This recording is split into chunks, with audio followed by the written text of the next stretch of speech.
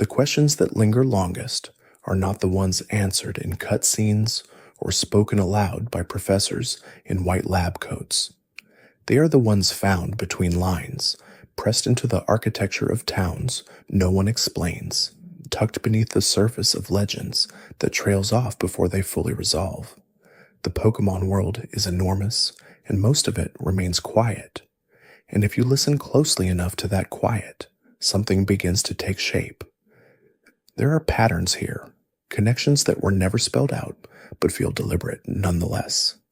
And tonight, we are going to move through them slowly, one at a time, the way you might trace a path through fog without a lantern, trusting that the ground is there, even when you cannot quite see it.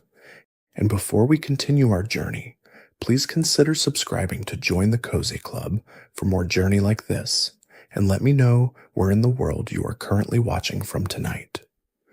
Because these are the conspiracies of the Pokémon world, and some of them are stranger than any legend ever spoken aloud. There is a region that does not exist on any official map. It has no name given to it by the games. No professor stands at the edge of it pointing to routes. No rival shows up on its roads. And yet the evidence that it surrounds every region a trainer has ever visited accumulates quietly across games, generations, and entries of lore that most players read once and then forget. The Pokémon world is not small. It was never meant to be small. But the full scope of it has always been kept just slightly out of reach, suggested in passing, confirmed in fragments, and then quietly left for the player to piece together alone. The maps players receive at the start of each game are not complete representations of the world. They are navigation tools for a journey, carefully limited to what a trainer needs to know. Beyond the edges of every regional map, the world continues. Routes extend past where the frame cuts off. Oceans stretch to horizons that are never rendered. Mountains rise on the far sides of borders that can never be crossed. This is not a design oversight. It is a deliberate structural choice that the games have maintained across every generation, every platform, and every new region introduced. What makes this particularly interesting is how the games occasionally acknowledge that something lies beyond the boundaries without ever showing it. Characters mention distant towns that are never visited. Professors reference research stations that exist on other continents. Traders pass through with Pokémon from regions the game has not yet named. The world of Pokémon is presented as genuinely continuous, a single shared geography where all the regions coexist, separated by oceans and mountain ranges, rather than by the edges of separate games. The implications of that continuity are significant. If Kanto exists in the same world as Johto, and Johto shares a world with Hoenn, and Hoenn connects to Sinnoh, then all of it is one place, one planet, one history. The events of every game did not happen in parallel versions of a world. They happened in the same world, in sequence, accumulating. The legendary Pokémon disturbed in one region send ripples that a trainer in a completely different region might feel years later. The technology developed by one criminal organization becomes the blueprint used by another group a generation afterward. The quiet town where one professor worked contains books that reference discoveries made by a professor in a region thousands of miles away. This is why the conspiracy angle is not really about hidden villains or secret rooms.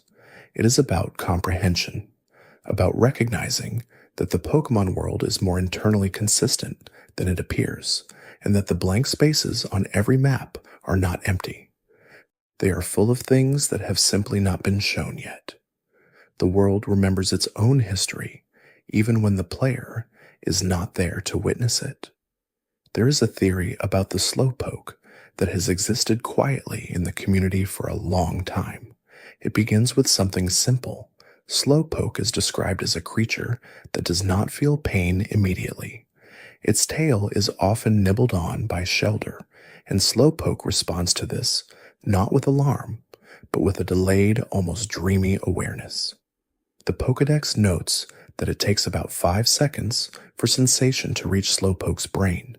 5 seconds is a long time, longer than it sounds when you count it out. The theory suggests that Slowpoke's delayed perception is not a biological quirk, but a reflection of something deeper about how it experiences time. Several Pokédex entries describe Slowpoke as an ancient line, one that has persisted largely unchanged across enormous spans of geological history.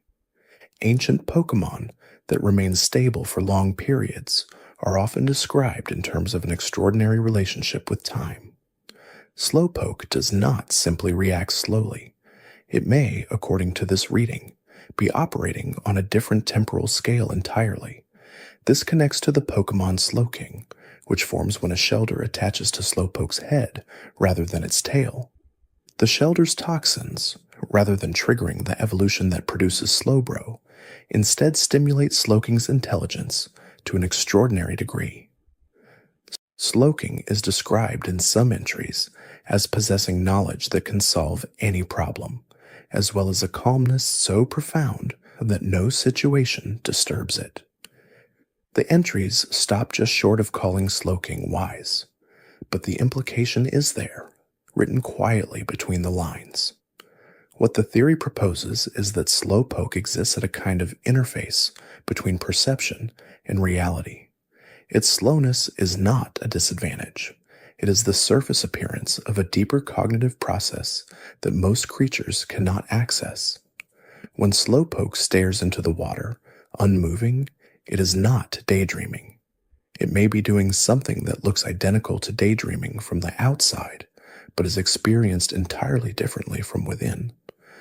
The 5-second delay between sensation and recognition might be better understood as an unusually long integration window, a span of time during which Slowpoke processes far more than a faster responding creature ever could. The cults that form around Slowpoke in certain games are interesting to consider in this light. In the Lavender Town storyline of Johto, Team Rocket harvests Slowpoke tails for profit, treating them as luxury goods. The town itself has a deep cultural relationship with Slowpoke that predates Team Rocket's interference.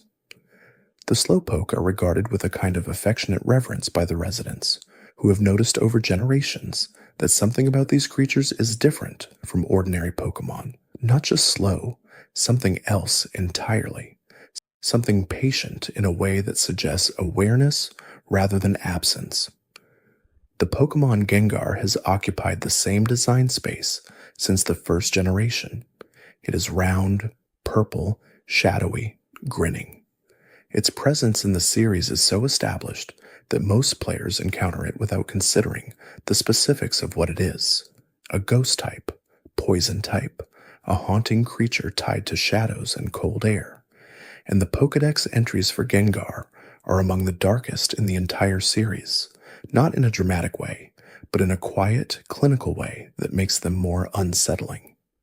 Several entries describe Gengar as a Pokémon that lurks in shadows, hiding in places where the temperature drops noticeably. Some entries state that if you feel a sudden chill and notice your shadow growing darker, a Gengar has attached itself to you. Others mention that Gengar cannot survive in warm temperatures, which connects to its consistent behavior of seeking out cool, dark spaces where living things are not present. The cold it emanates is real, measurable, not a metaphor. The conspiracy that surrounds Gengar is older than the internet discussions that gave it renewed attention. It asks a simple question that the games have never directly answered. What was Gengar before it was Gengar? Ghost-type Pokémon are understood, within the logic of the Pokémon world, to be connected to death in ways that most other types are not. They haunt places. They feed on fear and life energy. Some entries describe them actively draining the warmth or lifespan from people they encounter. This is not subtext. These descriptions appear in the Pokédex with the same matter-of-fact tone used to describe what a Caterpie eats. The theory proposes that Gengar is the ghost of a Clefable. The similarities in silhouette are striking enough that early concept art discussions and fan analysis have returned to this comparison for decades. Both are roughly the same size. Both share a rounded body shape, pointed ears, and stubby limbs. The visual overlap is not perfect, but it is closer than coincidence suggests. More than the visual similarity, there is a thematic one. Clefable is associated with the moon, with mystery, with a shyness that keeps it away from humans. Gengar is also associated with the night, and with an unsettling presence that most humans instinctively avoid. They occupy opposite poles of the same emotional space. One is beloved but elusive. The other is feared and inescapable. No game has confirmed this theory. No developer has commented on it definitively. But the games have also never closed the door on it. The silence around Gengar's origin is deliberate in a way that other Pokémon origins are not. Most Pokémon are described clearly as animals, or elemental forces, or mythological figures. Gengar is described as a shadow that lingers, a cold that follows you home, something that used to have a shape and now only half remembers it. The Lavender Town music has been discussed more than almost any piece of game audio in history. It has accumulated around it an enormous body of mythology, most of it invented after the fact, most of it exaggerated past any connection to the original game. But beneath the accumulated folklore is something real and worth examining slowly. The original Lavender Town theme from the first generation games is genuinely unusual, not disturbing in a manufactured way. Unusual in the way that certain spaces feel unusual, the way a room feels different when something significant happened there, though you were not present for it. Lavender Town is the location of the Pokémon Tower, which is the only place in the entire Kanto region specifically dedicated to the burial of Pokémon. Not to the storage of Pokémon, not to the training or battling of Pokémon, to their burial. The distinction matters. The Pokémon world is full of creatures that fight and faint and recover in Pokémon centers, as though nothing happened. The game's narrative does not dwell extensively on the finality of what fainting might mean in biological terms. But Lavender Town does not look away from it. The Pokémon Tower stands as an acknowledgement that Pokémon die, that death is real, and that it deserves a specific kind of attention. The ghost that wanders the tower before it is revealed to be a Marowak, is one of the most quietly devastating moments in the original games. The mother Marowak died protecting her child, who is the Cubone players can encounter nearby. The Cubone wears the skull of its deceased mother, carries a bone she once used, and cries at night in a way that the Pokédex says echoes with grief. The mother's ghost, trapped in the tower, is hostile. It is in pain. And when players finally face it, they are facing not a monster, but a parent who cannot leave.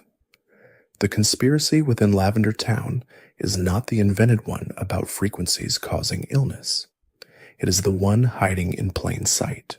Team Rocket killed the Marowak. They are confirmed to have done so in dialogue within the tower itself. The organization that players spend the game fighting is directly responsible for the creation of one of the most emotionally resonant ghosts in the series. Team Rocket is not presented as cartoonishly evil. It is presented as a business, a criminal enterprise that views Pokémon as resources.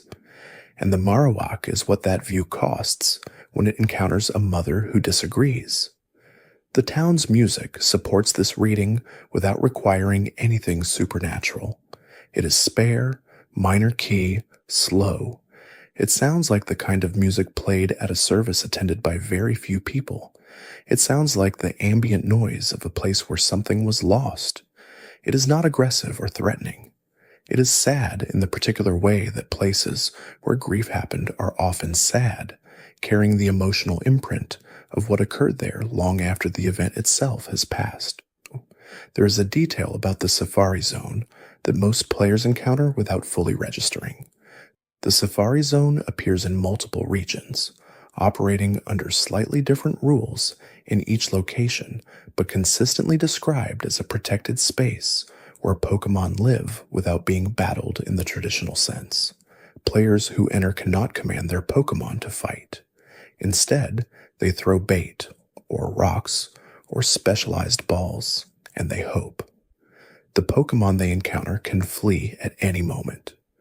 The entire system feels deliberately designed to remove the player's control. The conspiracy is not about who runs the Safari Zone, though that question has its own quiet complexity across generations. It is about what the Safari Zone actually is when examined from the Pokémon's perspective. The Pokémon there cannot be challenged to a proper battle.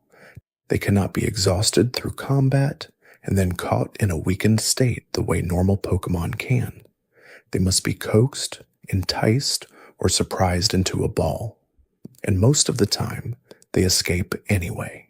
This makes the Safari Zone the only location in most games where Pokémon actively exercise autonomy over whether they want to be caught.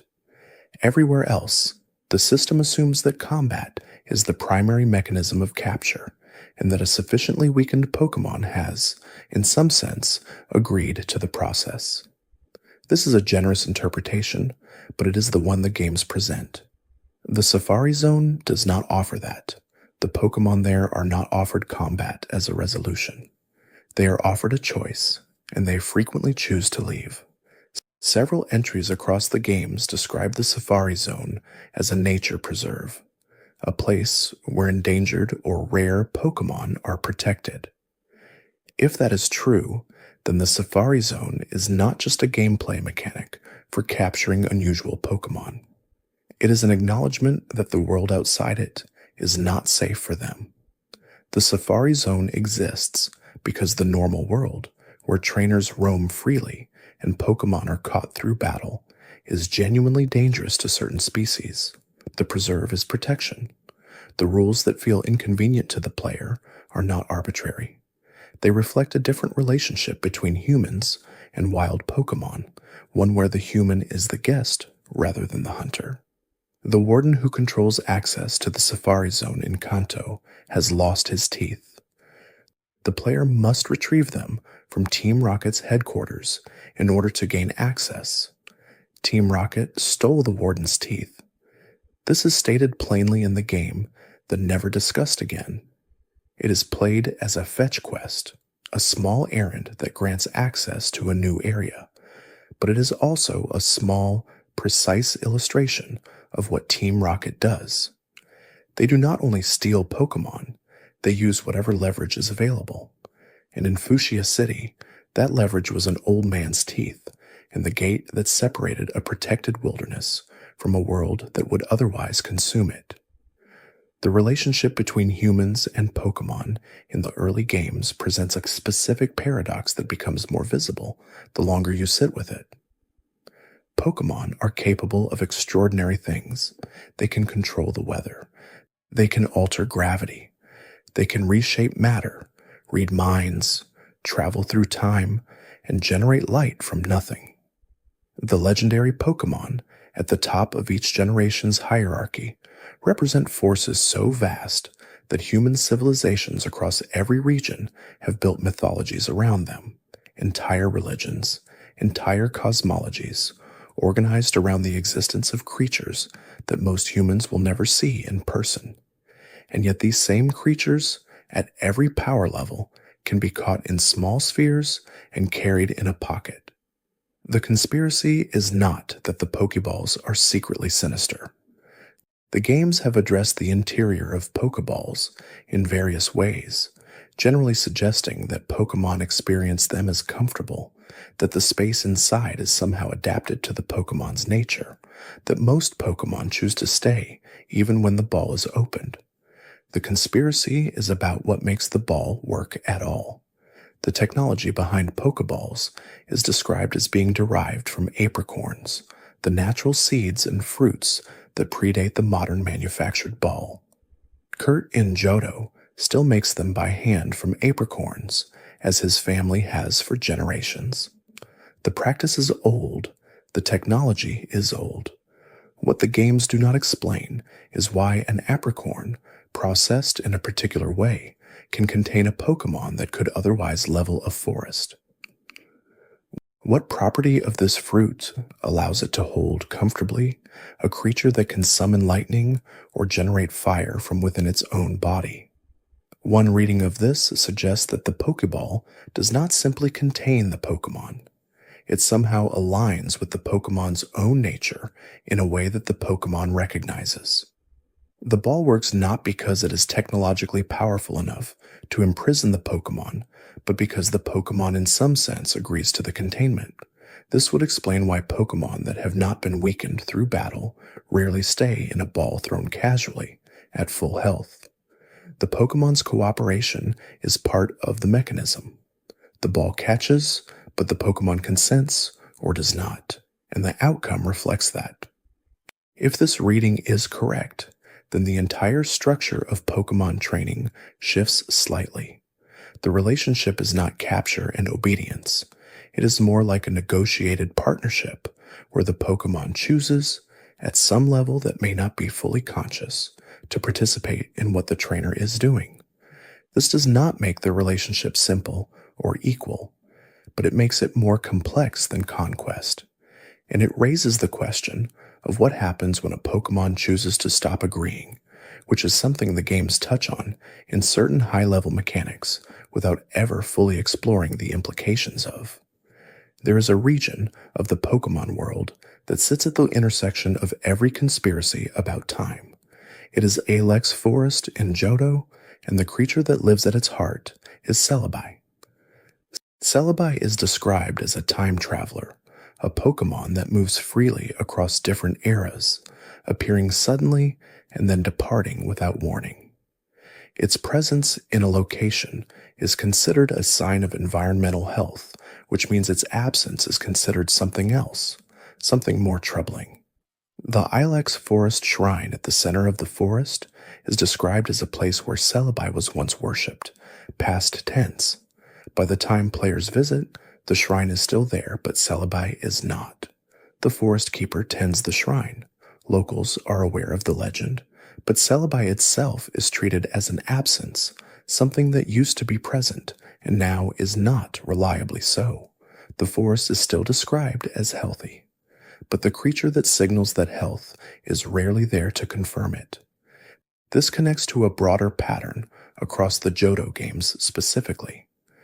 The legendary Pokémon of Johto are described as ancient, as connected to the region's deep history, but their relationship with the present is unstable. The three beasts roam without settling anywhere. Ho-Oh waits at the top of a tower that has already been burned and rebuilt, watching for a trainer pure enough to summon it. Lugia hides in a whirlpool cave at the bottom of a sea, surrounded by conditions that make reaching it genuinely dangerous. These are not Pokémon at rest. They are Pokémon that have been displaced from whatever arrangement they were originally part of. The conspiracy about Celebi is quiet and takes some effort to assemble. It suggests that Celebi's apparent randomness in Ilex Forest is not random at all. Celebi is a time traveler that returns to moments it considers significant. Its presence in the forest at any particular moment is a signal that something important will happen there, or already has, or both. The reason Celebi feels elusive is not that it is shy or endangered. It is that from Celebi's perspective, it is always somewhere. The question is whether that somewhere is the forest at the moment a specific trainer arrives, or somewhere else entirely, following a timeline only it can perceive.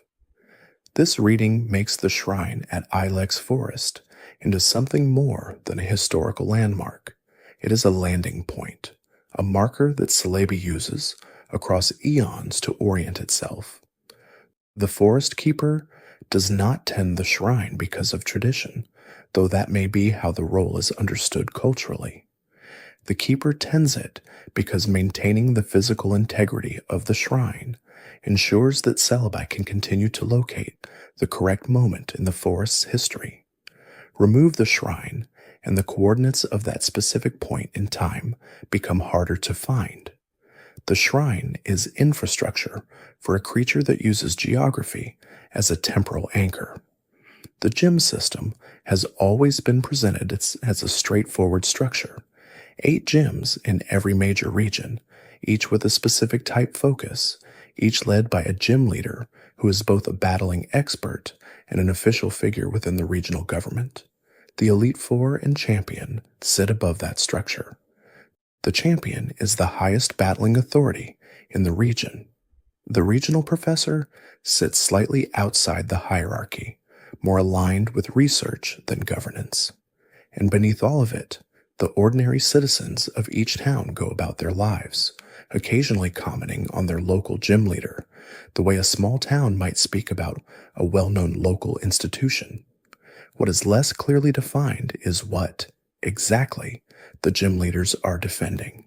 The obvious answer is the badge system, which functions as credentials for a trainer advancing toward the champion.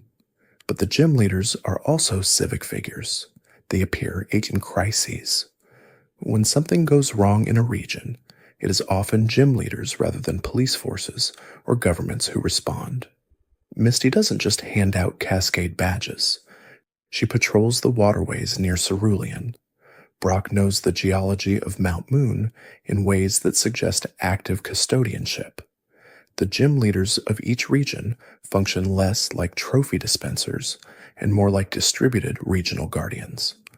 The conspiracy that emerges from this is that the gym system is not primarily about training. It is about governance and protection, and the badge structure is a mechanism for identifying which trainers are powerful enough to be trusted with access to more dangerous parts of the region. The routes between gym towns are not simply roads. They are monitored corridors, with gym leaders maintaining informal jurisdiction over the territories adjacent to their cities. A trainer with no badges has not proven the ability to navigate those territories safely. A trainer with all 8 has demonstrated, badge by badge, that they can handle what each zone contains.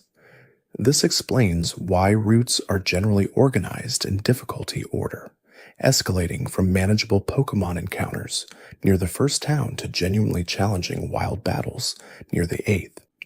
It also explains why gym leaders are almost never the ones who defeat the regional criminal organization.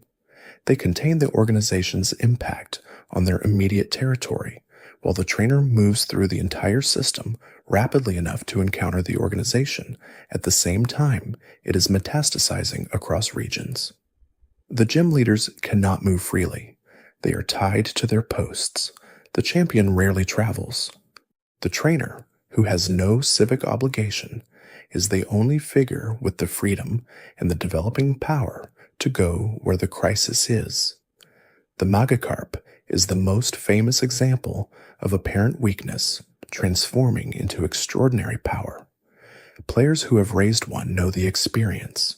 The Pokémon is useless in battle for most of its existence, limited to a single struggling move and unable to do meaningful damage to almost anything. And then, at level 20, it evolves into Gyarados, a creature so far beyond what came before it that the transition feels almost inappropriate, like the gap between the two forms is too large to be explained by the same biological process that governs every other evolution. The conspiracy begins with the Pokédex entries for Gyarados, which are more violent than entries for almost any other Pokémon in the series. Several describe Gyarados as a creature that, once enraged, will not stop destroying until everything around it is ash and rubble. One entry references a town that was destroyed over the course of a single night by a Gyarados that was disturbed. Another notes that the destruction Gyarados causes when it rampages is described not as accidental, but as purposeful. Gyarados is not an uncontrollable force. It is a directed one. It wants to destroy. Why would a creature that spent its entire early existence too weak to fight most opponents become, upon evolving, one of the most aggressive Pokémon in the world? The standard evolutionary explanation within the game's logic does not quite account for the scale of the shift. Most evolutions amplify existing traits. Caterpie becomes Butterfree, which is a natural progression of what a caterpillar does.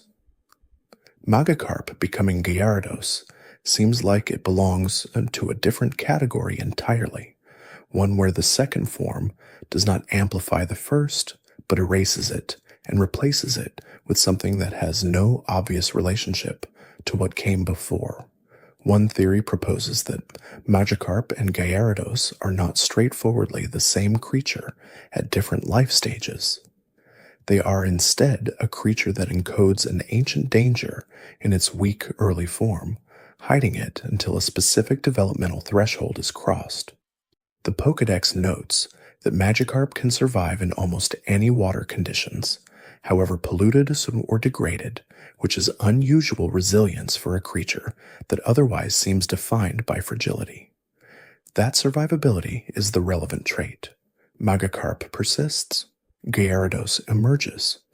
The question of what exactly triggers the transition and what changes inside the creature during those brief moments of evolution has never been answered in a way that fully satisfies the gap between the two forms. The ancient lineage angle adds another layer. Several entries describe Magikarp as one of the most primitive Pokémon in existence, unchanged across geological ages, persisting while other species evolved and diversified. A creature that has survived that long without changing is either perfectly adapted or protected by something other than biological fitness. If Magikarp carries Gyarados inside it across those geological spans, then the transformation is not evolution in the developmental sense. It is more like dormancy. The Gyarados was always there. The 20 levels of helpless splashing were not weakness. They were waiting. The Pokémon Ditto presents a question that the games introduce casually and then never fully address. Ditto can transform into any Pokémon it observes, replicating appearance, type, and moveset with varying degrees of accuracy depending on which game is being played. It is used primarily as a breeding partner in later games because it can pair with almost any Pokémon to produce an egg, which makes it uniquely useful for the breeding mechanics, but also raises immediate questions about what exactly an egg produced this way represents. The conspiracy about Ditto is one of the oldest in the community and takes several forms. The most persistent version suggests that Ditto is a failed attempt to replicate Mew. This theory rests on several observations that accumulate into something more persuasive than any single piece of evidence alone. Ditto and Mew share the same color scheme in a base form sense. Both are amorphous, pink, and not particularly imposing in appearance. Both share the move Transform. Mew can learn every move in the game and is described as a Pokémon that contains the genetic code of all other Pokémon. Ditto can transform into any Pokémon. These two abilities are related in a way that feels like one is derived from the other. Ditto also appears with unusual frequency in areas connected to scientific experimentation. In the original Kanto games, Ditto appears in Pokémon Mansion, which is the abandoned laboratory where Mewtwo was created through experimentation on Mew's genes. The mansion contains diary entries that document the process of creating Mewtwo, including descriptions of failed attempts, of creatures that did not become what the researchers intended. Ditto's presence in that specific location, a location defined by genetic experimentation and failed replication, is presented without comment, as though it is simply a wild Pokémon that happens to live there. If Ditto is a failed Mew replication, then its ability to transform is not a separate biological trait, but a degraded version of Mew's total genetic flexibility. Mew can embody any Pokémon because it contains all Pokémon's genetic material simultaneously. Ditto can copy any Pokémon because it can rearrange its own structure to approximate what it observes. One is the original condition. The other is an imperfect imitation of that condition, impressive enough to be useful, but limited in ways that the original is not. Ditto cannot maintain a transformation indefinitely without errors appearing. Its copies often have the same pale blue eyes, regardless of what Pokémon it has transformed into. The seams show occasionally in ways that suggest the mechanism behind the transformation is working very hard at something it was not originally designed to do. There is a city in Kanto that carries more historical weight than any other location in the region, and most players pass through it without staying long. Lavender Town is where everything begins, and its smallness feels intentional in a way that becomes more apparent the longer you consider what the town actually contains. 2 houses of note, a professor's laboratory, a body of water to the south that extends toward the rest of the world, and a quiet that feels specific, the quiet of a place that has been deliberately kept small. Professor Oak is the most prominent figure in Lavender Town, and his role in the game raises questions that are never explicitly answered. Oak provides the starting Pokémon. Oak provides the Pokédex. Oak sends the player into the world with the stated goal of cataloging every Pokémon that exists. This is presented as the professor's grand research project, something he was never able to complete himself because he was too old by the time the player arrives, though the game suggests he was once a powerful trainer. His grandson, the rival, exists as both competition and context, defining the player's journey partly in opposition to someone who shares the same advantages of proximity to Oak's resources. The conspiracy about Oak is not that he is secretly malevolent. It is that his research project is more specific than it appears. A Pokédex that catalogs every Pokémon is an encyclopedic endeavor that would take generations under most circumstances. Oak sends a 10-year-old with no previous documented experience into a world containing legendary Pokémon of enormous power with a small digital device and a wish of luck. Either the goal is more achievable than it appears, which raises questions about why Oak cannot do it himself, or the stated goal is not the real goal, and the player's journey serves a different purpose than completing an encyclopedia. One reading suggests that Oak already knows roughly where most Pokémon are. His research network is extensive. He receives data from trainers across the region. He was a powerful trainer himself with broad knowledge of the Pokémon world. The Pokédex project is not primarily about data collection. It is about sending someone into the field who can interact with Pokémon in ways that a researcher confined to a laboratory cannot. The player is not a data gatherer. The player is a catalyst, someone whose journey through the region disturbs patterns that would not shift if an old professor attempted the same route. The legendary Pokémon do not appear before researchers. They appear before trainers. Oak knows this, and he has arranged for a trainer to go where the data he cannot otherwise access is waiting. The Silph Company in Saffron City is the largest corporation in Kanto. It manufactures Pokéballs, items, and most of the consumable technology that trainers rely on. Its building is the largest structure in the region. It sits at the center of the most cosmopolitan city in Kanto, a city with 5 different access routes, a gym, a fighting dojo, and a psychic school.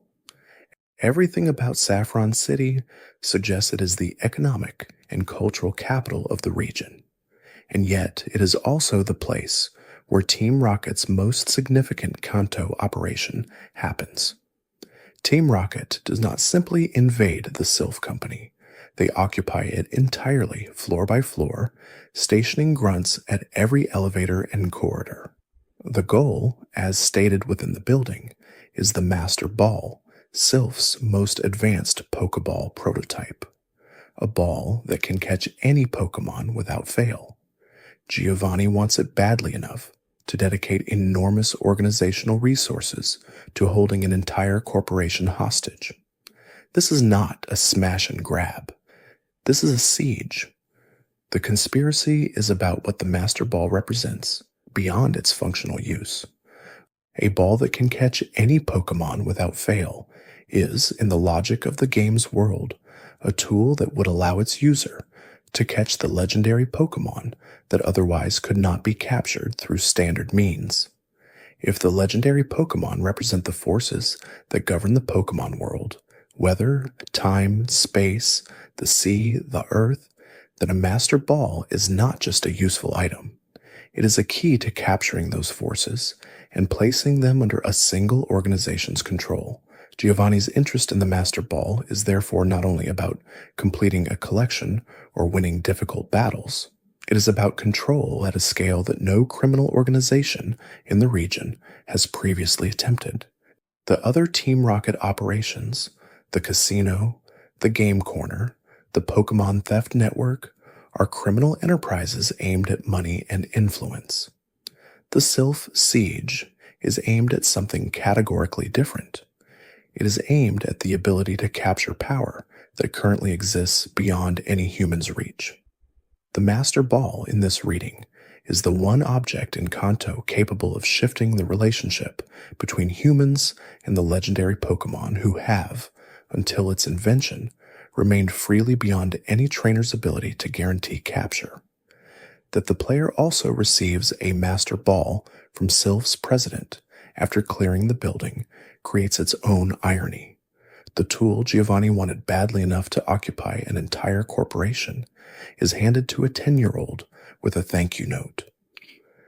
Whether the president understood what he was giving, or whether he gave it partly because he trusted it in the hands of someone who had just demonstrated they could navigate the most dangerous corporate takeover in regional history, is left unaddressed. The Safari Zone conspiracy connects to something broader about wild spaces and the relationships Pokemon maintain with territory they have claimed. There are places in every game that are described as particularly dangerous, not because strong trainers live there, but because the wild Pokemon in those areas are more powerful or more numerous than elsewhere. Victory Road, the Unown Dungeon, the Cerulean Cave, which in Kanto is sealed until the player has defeated the Elite Four and is then opened without comment, as though the region decided you were ready for whatever was inside. Mewtwo lives in the Cerulean Cave. This is not a mystery.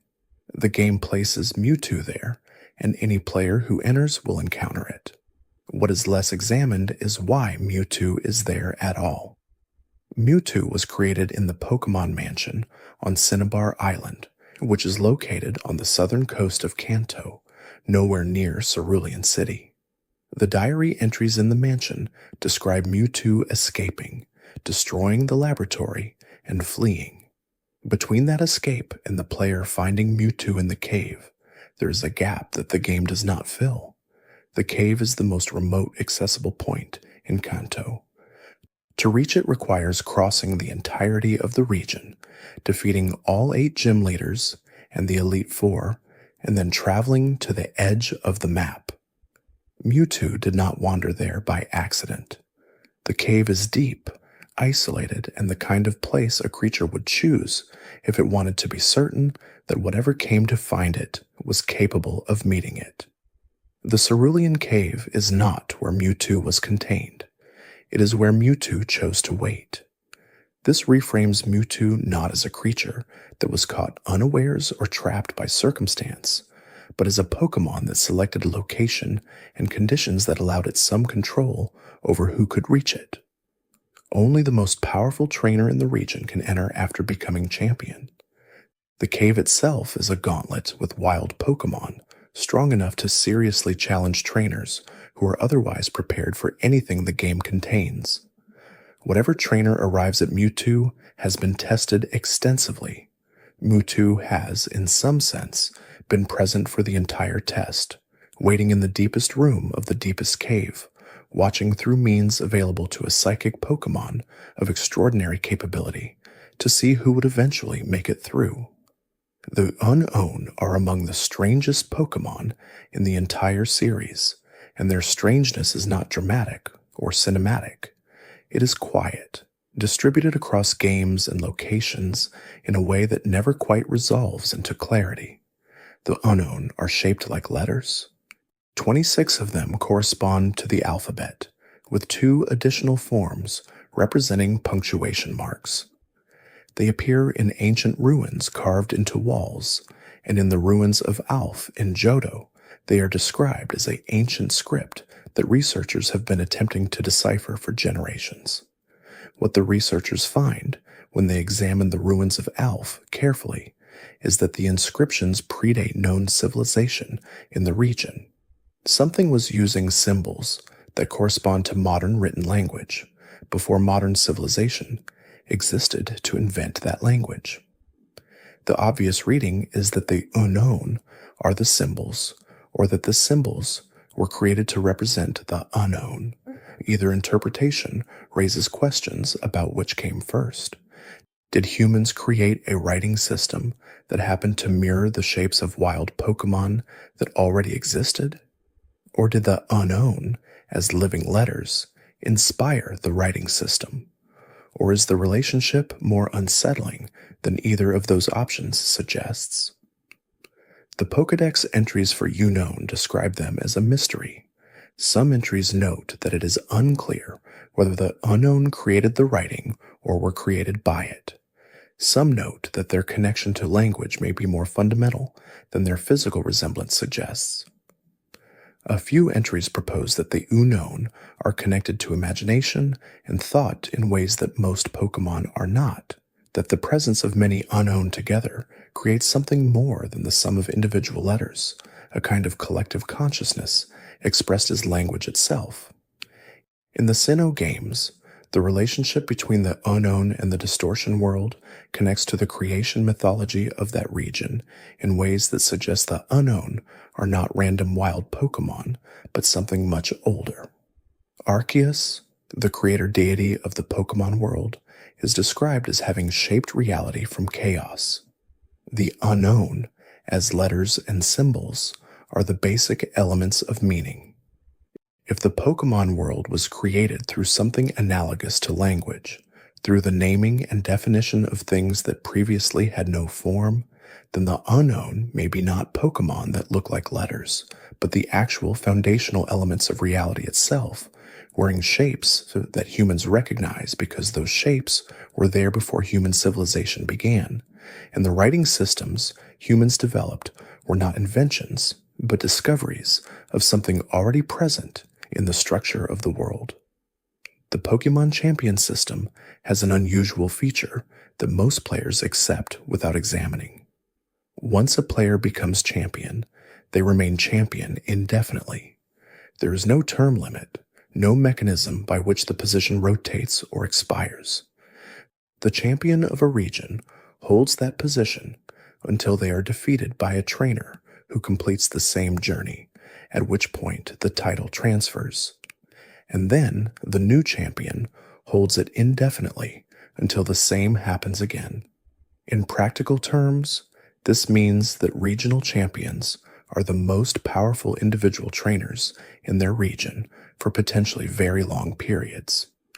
The Elite Four structure below them is more stable, with members occasionally retiring and being replaced, but the champion position at the top of that hierarchy is uniquely exposed to challenge from any direction.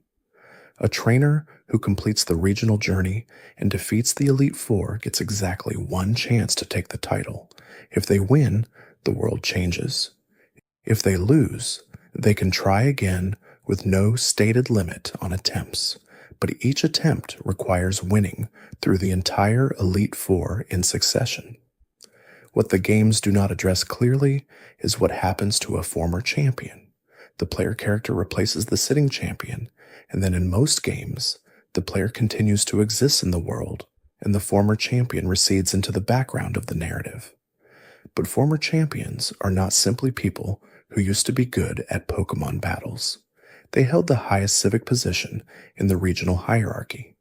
They were presumably making decisions and maintaining relationships that required that status. When the title transfers, those responsibilities transfer with it, and the former champion becomes someone who held enormous power until recently and now holds none. The conspiracy here is about what former champions become in the political and social structure of their region. Lance of Johto becomes a prominent figure in fighting crime, operating with Team Rocket across regions, and apparently maintaining a significance beyond his champion status even after it passes. Cynthia of Sinnoh appears across multiple games and regions, clearly still a figure of enormous importance, despite no longer being champion by the time some of those appearances occur. Champions do not simply retire, they continue to be significant.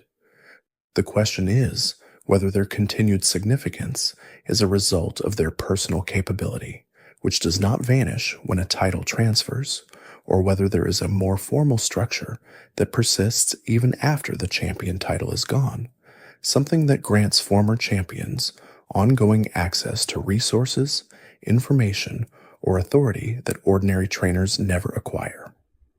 The Pokémon type chart is one of the most stable elements of the series, maintained across generations with adjustments but preserved in its essential structure. Water beats fire, fire beats grass, grass beats water. The logic of the original triangle is intuitive and maps onto a pre-existing relationship between the three elements that is common across many mythological traditions.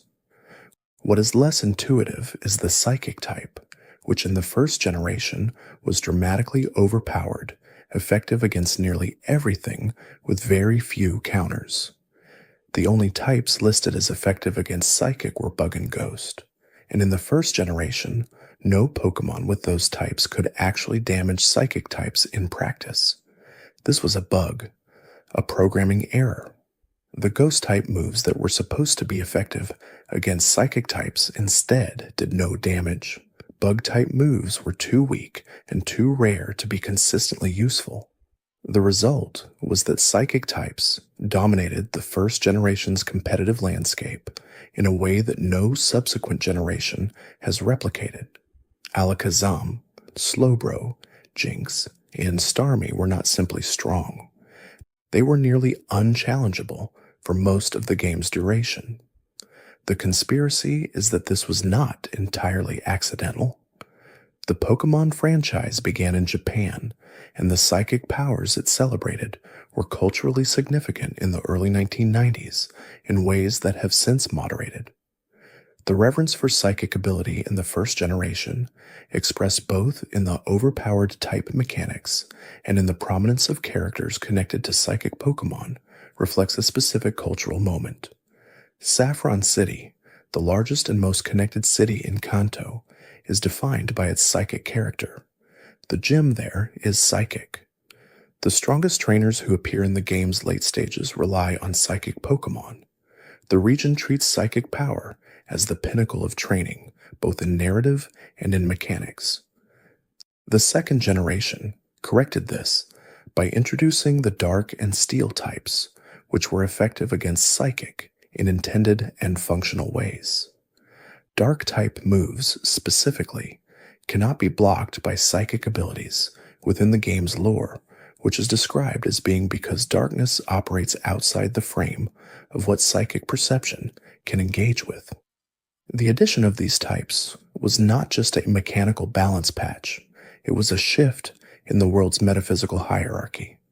Psychic power, previously supreme, was placed within a system of checks that had always theoretically existed but been missing from the first generation's implementation. The world became more balanced, not because anything changed, but because something that should have been there from the beginning was finally present. The Rocket executives are figures who appear throughout the franchise in roles that suggest the criminal organization is significantly older and more internally complex than any single game depicts. In the Johto games, Giovanni has disappeared following his defeat in Kanto, and the executives attempt to reconstruct Team Rocket without him, broadcasting a radio signal intended to recall him to his organization. The signal does not reach him. He does not return. The executives eventually scatter. What is interesting is that the executives clearly remember Giovanni, refer to him with a mixture of loyalty and resentment, and operate under the assumption that the organization cannot function at its highest capacity without his specific leadership. This implies that Team Rocket's structure was built around Giovanni in a way that did not distribute power to his deputies in any meaningful sense. The executives can maintain the criminal operations, but cannot replace whatever Giovanni provided at the top of the hierarchy.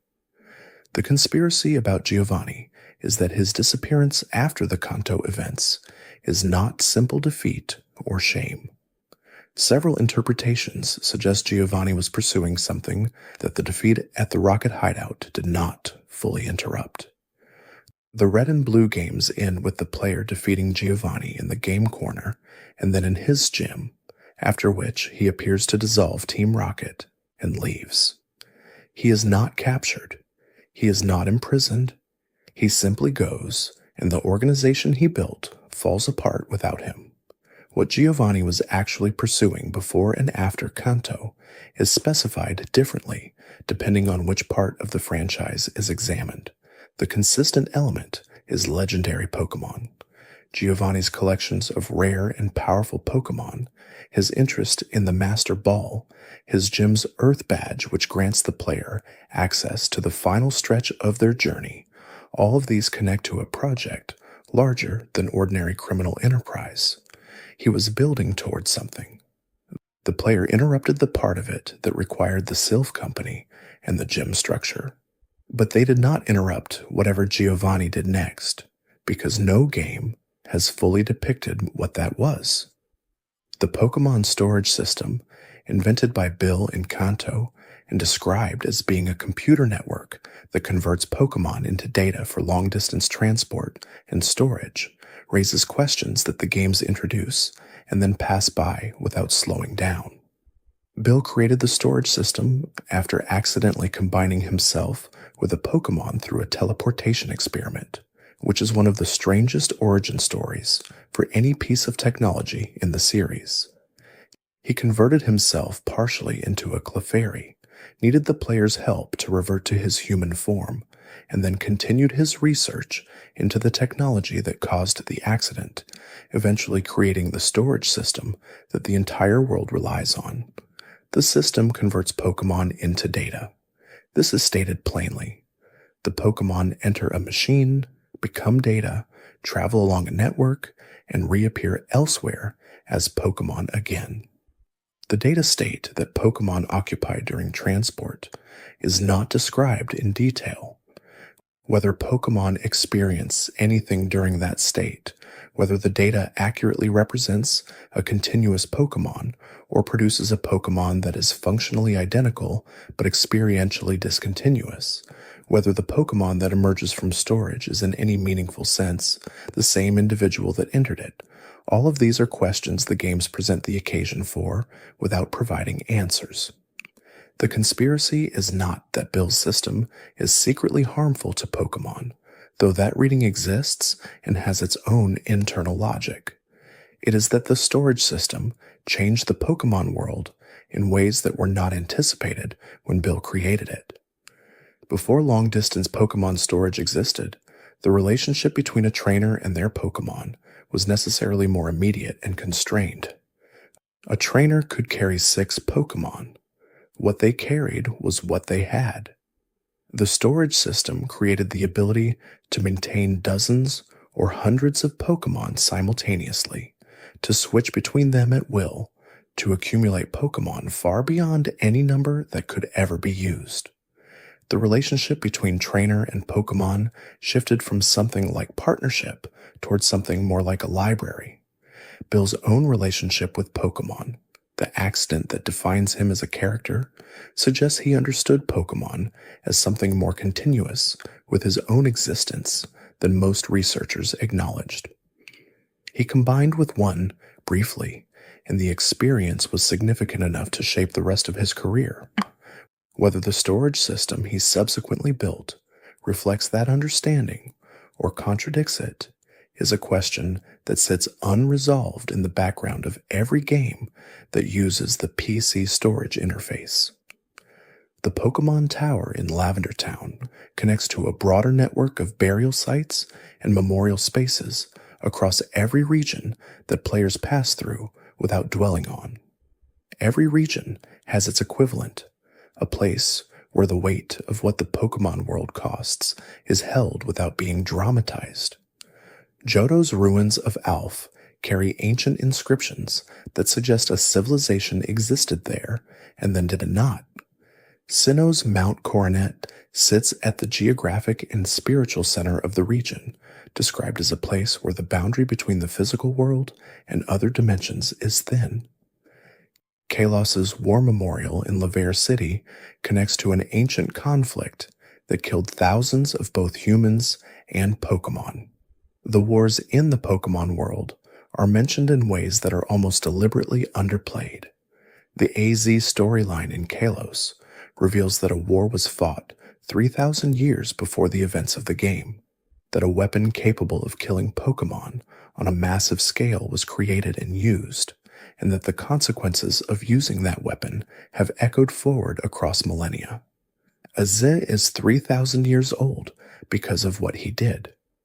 The flower Pokémon he loved died in the war, was used to power the weapon, and was then resurrected, but the resurrection came at an enormous cost to everything else. The kingdom that built the weapon was destroyed not by enemies, but by the weapon itself. This is not a small detail buried in supplementary material. It is part of the main storyline of Pokémon X and Y, presented in full. And yet it sits somewhat uncomfortably alongside the rest of the franchise's aesthetic, because the scale of what it describes is vast in ways that most of the game's tones do not match. A weapon that can kill Pokémon en masse represents a kind of violence that the franchise usually declines to depict directly. The conspiracy here is that the Pokémon world's history of warfare is much more present in the world than the games acknowledge through their immediate narratives. The buildings in each region's cities are described as centuries old. The roads between towns were established before any living character was born. The political structures, the champion system, the gym hierarchy, the regional boundaries, all of these emerged from historical processes that involved conflict as much as cooperation. The peace that players experience across every regional journey is recent relative to how long the world has existed, and it was not free. The quiet towns and friendly professors and gym leaders who shake hands after defeat exist because something much harder came before, and the memorial sites in each region are the visible remnant of that cost, maintained carefully so the knowledge of it is not entirely lost. The legendary Pokémon trios present a consistent pattern across every generation that has included them: 3 Pokémon, related thematically, connected to a creation story or natural phenomenon specific to their region, and always, somewhere in the trio's origin, an event that separated them from whatever arrangement they were originally part of. The legendary beasts of Johto fled the burned tower. The legendary birds of Kanto represent elemental extremes that, according to certain in-game texts, are meant to remain in balance with each other, balance that fails whenever one grows too powerful. The weather trio of Hoenn entered a conflict that flooded or dried the entire region before being separated. The lake trio of Sinnoh were created alongside the universe itself and then dispersed. What the trios share beyond their narrative origins is a relationship to the player that is unlike any other Pokémon in the game. They cannot simply be caught. They require specific conditions, specific items, specific circumstances that the player must understand and create. And in many cases, the act of catching a legendary Pokémon is described within the game itself as an act with consequences, something that changes the balance of the world in ways that are not always immediately visible. The conspiracy about legendary trios is that they are not simply powerful wild Pokémon, but active participants in the maintenance of the world's fundamental systems. Weather patterns, tidal movements, seismic activity, atmospheric conditions, these are all described at various points as being either caused by or managed by legendary Pokémon. If that is true, then removing a legendary Pokémon from the wild and placing it in a Pokéball has an effect on the system that Pokémon was managing. The world does not immediately collapse, but something shifts. This is why legendary Pokémon are described in multiple games as choosing their trainers rather than being chosen by them. It is not simply poetic language, it is a functional description of how the system works. A legendary Pokémon that is successfully caught has agreed at some level to a change in how it fulfills its function. It does not stop being what it is, but it shifts from an autonomous participant in the world's systems to something that operates in partnership with a specific human. The trainer receives a powerful Pokémon. The world receives a slightly different configuration of the forces that hold it together.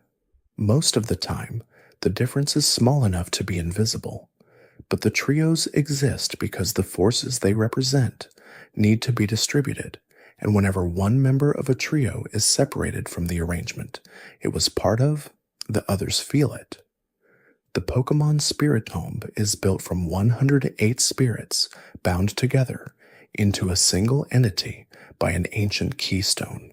The number 108 is significant in Buddhist tradition, where it represents the number of earthly temptations or defilements.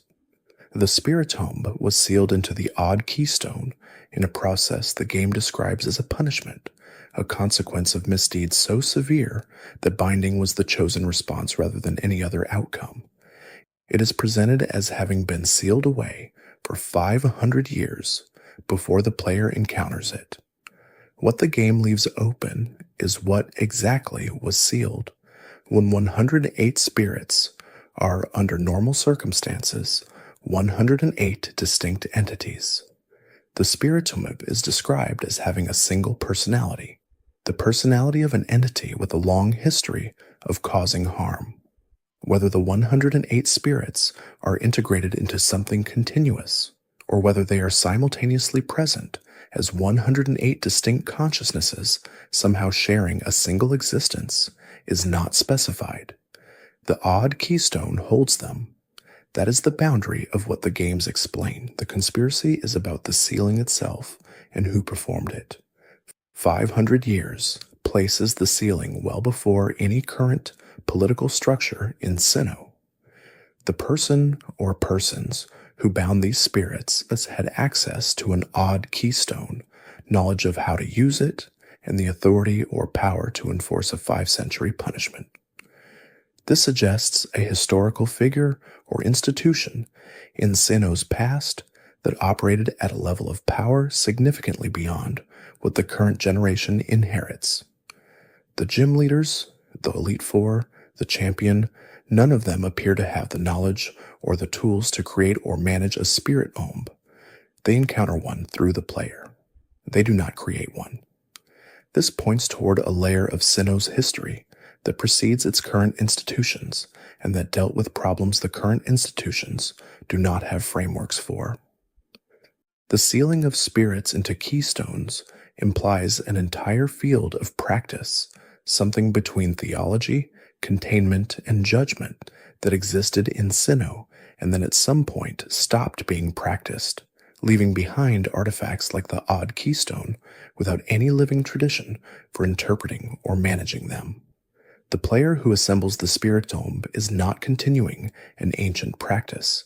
They are accidentally triggering one without any of the context that the original sealers would have brought to the interaction. The Pokémon world contains exactly one type of store that appears in every region, in every city above a certain size, operating under the same logo, the same color scheme, and the same inventory. The Pokémart is so consistent across regions that its uniformity goes almost unnoticed.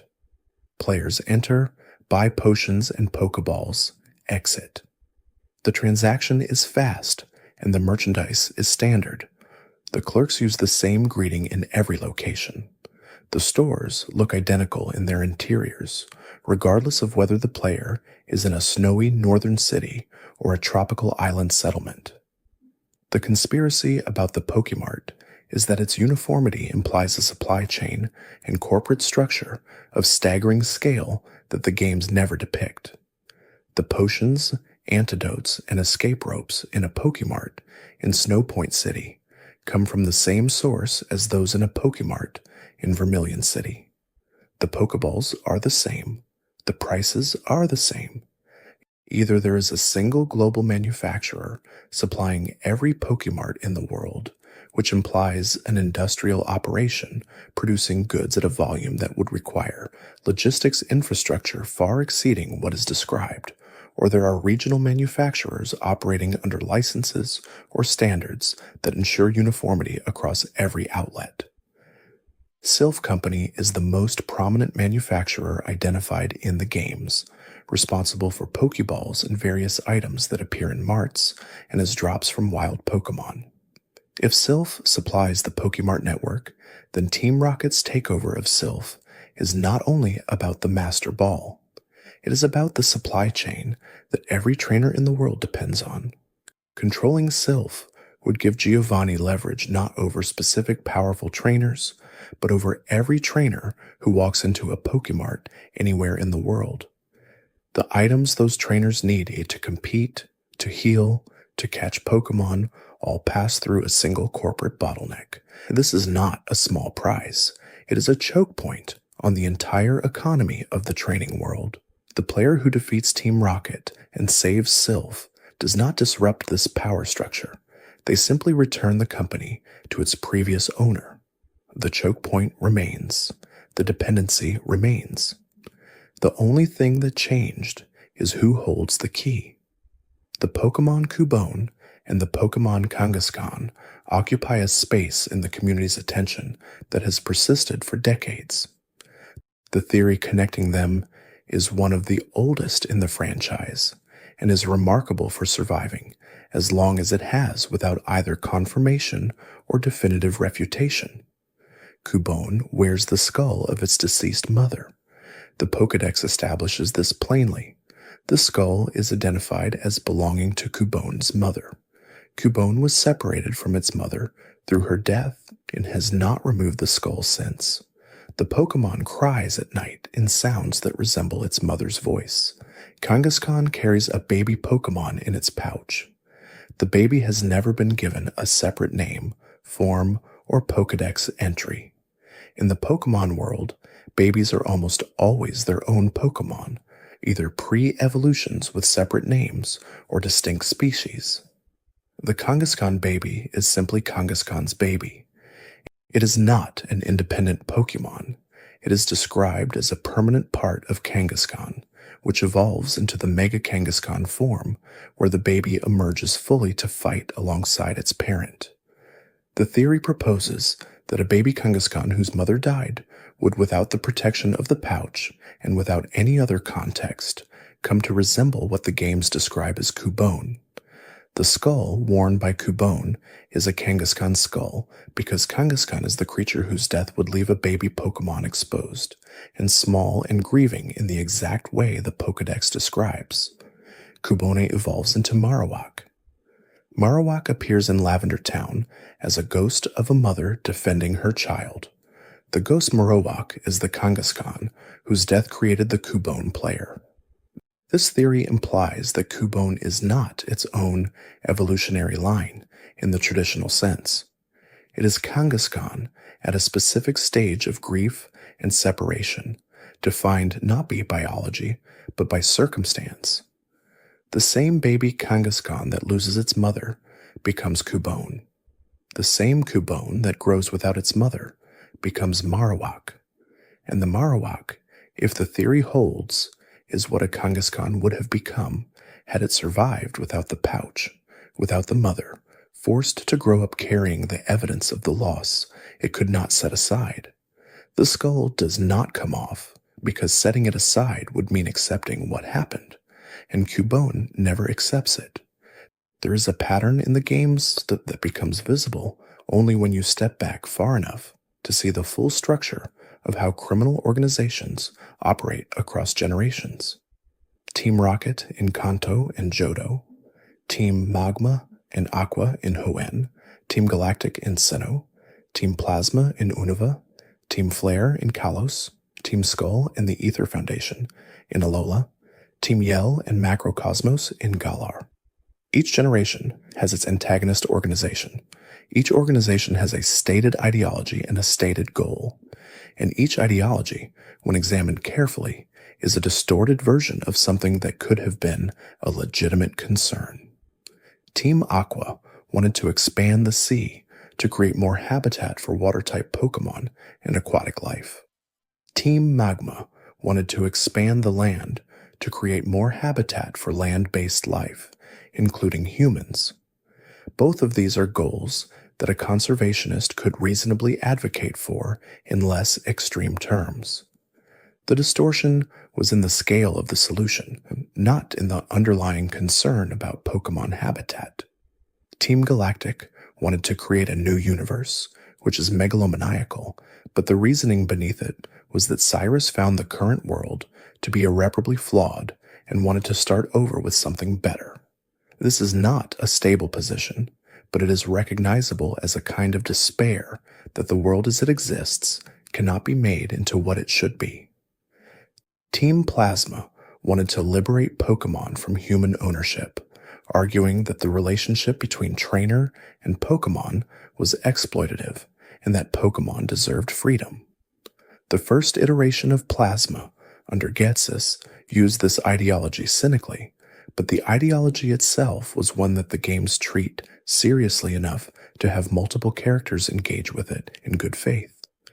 The conspiracy visible in this pattern is that each criminal organization articulates a real problem in the Pokémon world and then pursues a solution so extreme that it becomes its own form of harm. The real problem is never fully solved by the player defeating the organization. The sea is not better managed after Aqua is stopped. The land is not better distributed after Magma is defeated. Pokémon are not liberated after Plasma is dismantled. The player resolves the immediate crisis, but leaves that underlying tension intact.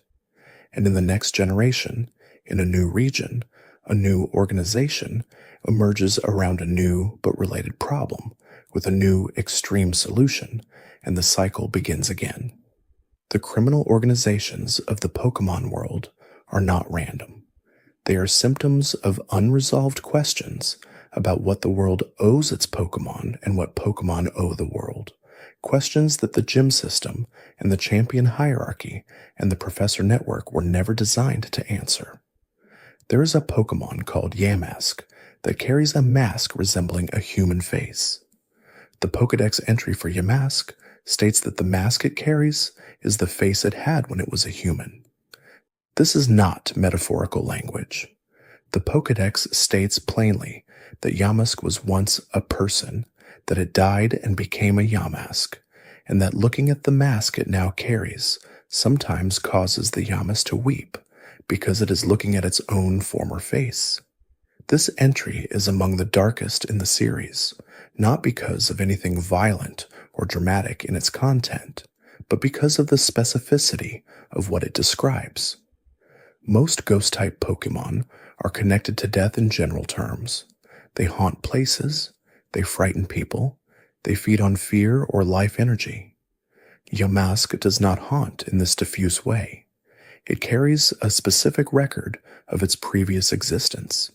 It did not simply die near a place and become bound to it.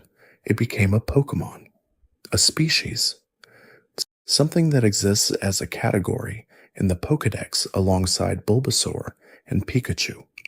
The conspiracy this raises is about the mechanism by which a human becomes a Yamask, and more broadly about whether human-to-Pokémon transformation is unique to Yamask or represents a general possibility within the world's metaphysics.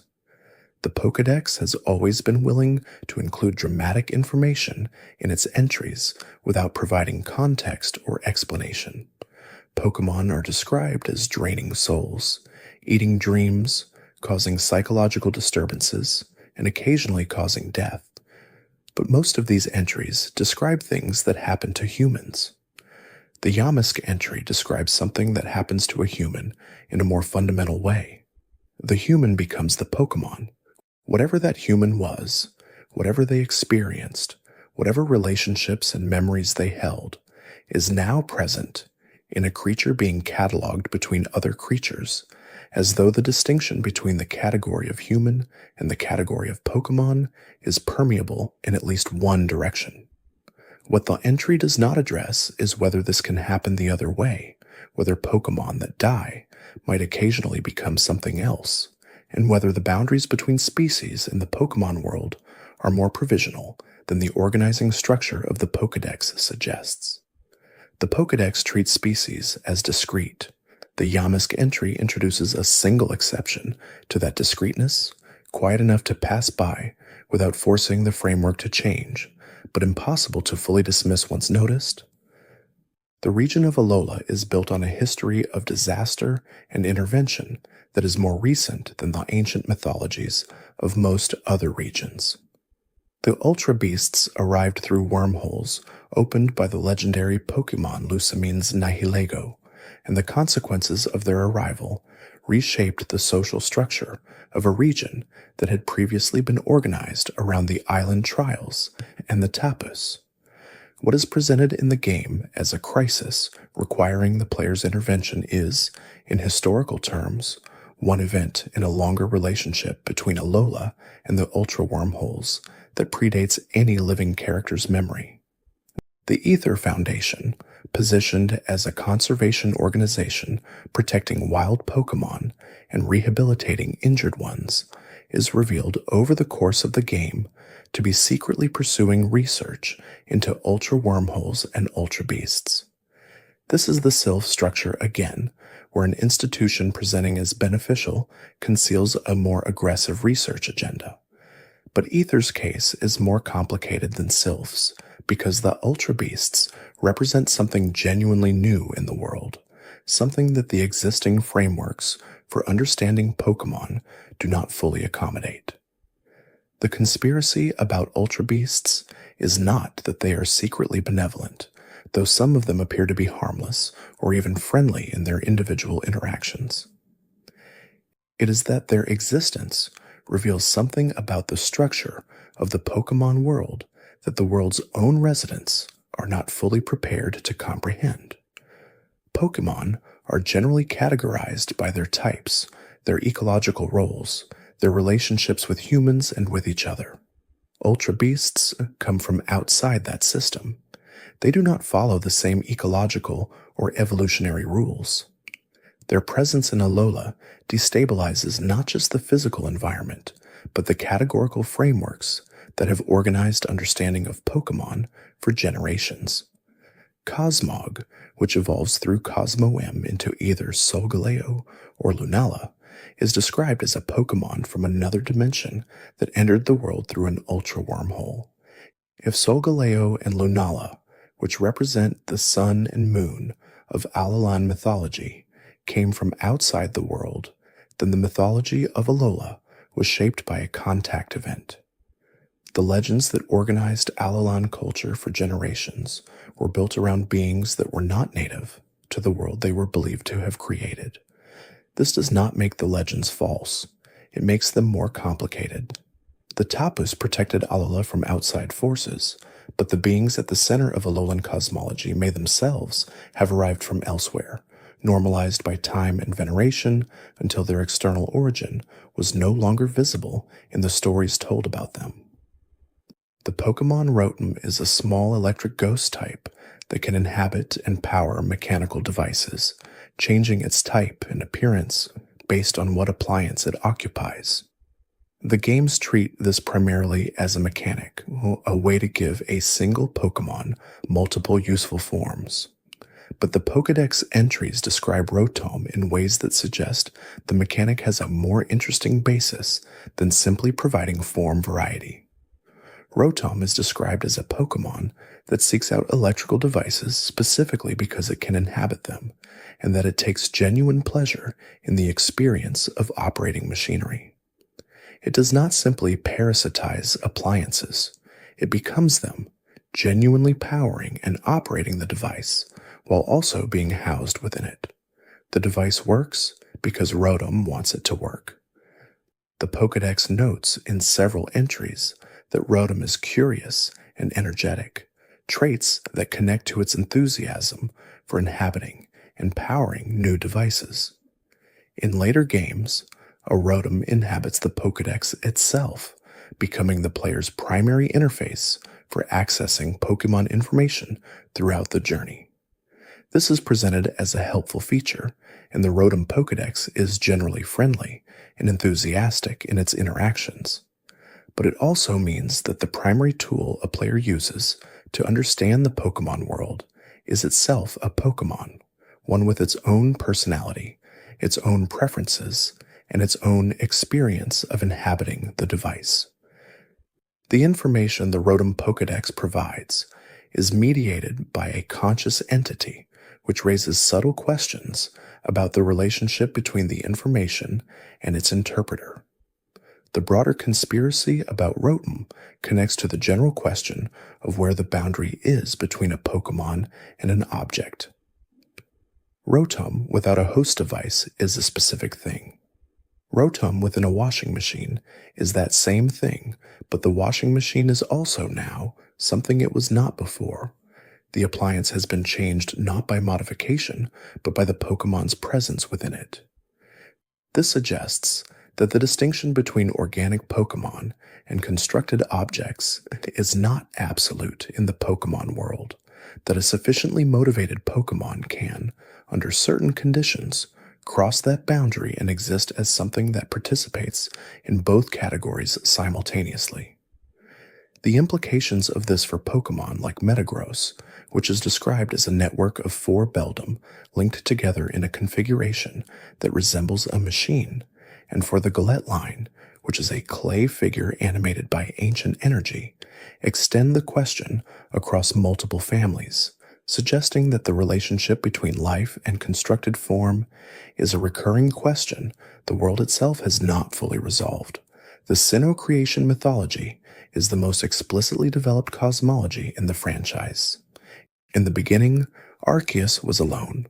It created the universe from nothing, then created Dialga and Palkia to govern time and space, then created Giratina to exist in an antimatter realm parallel to the main world.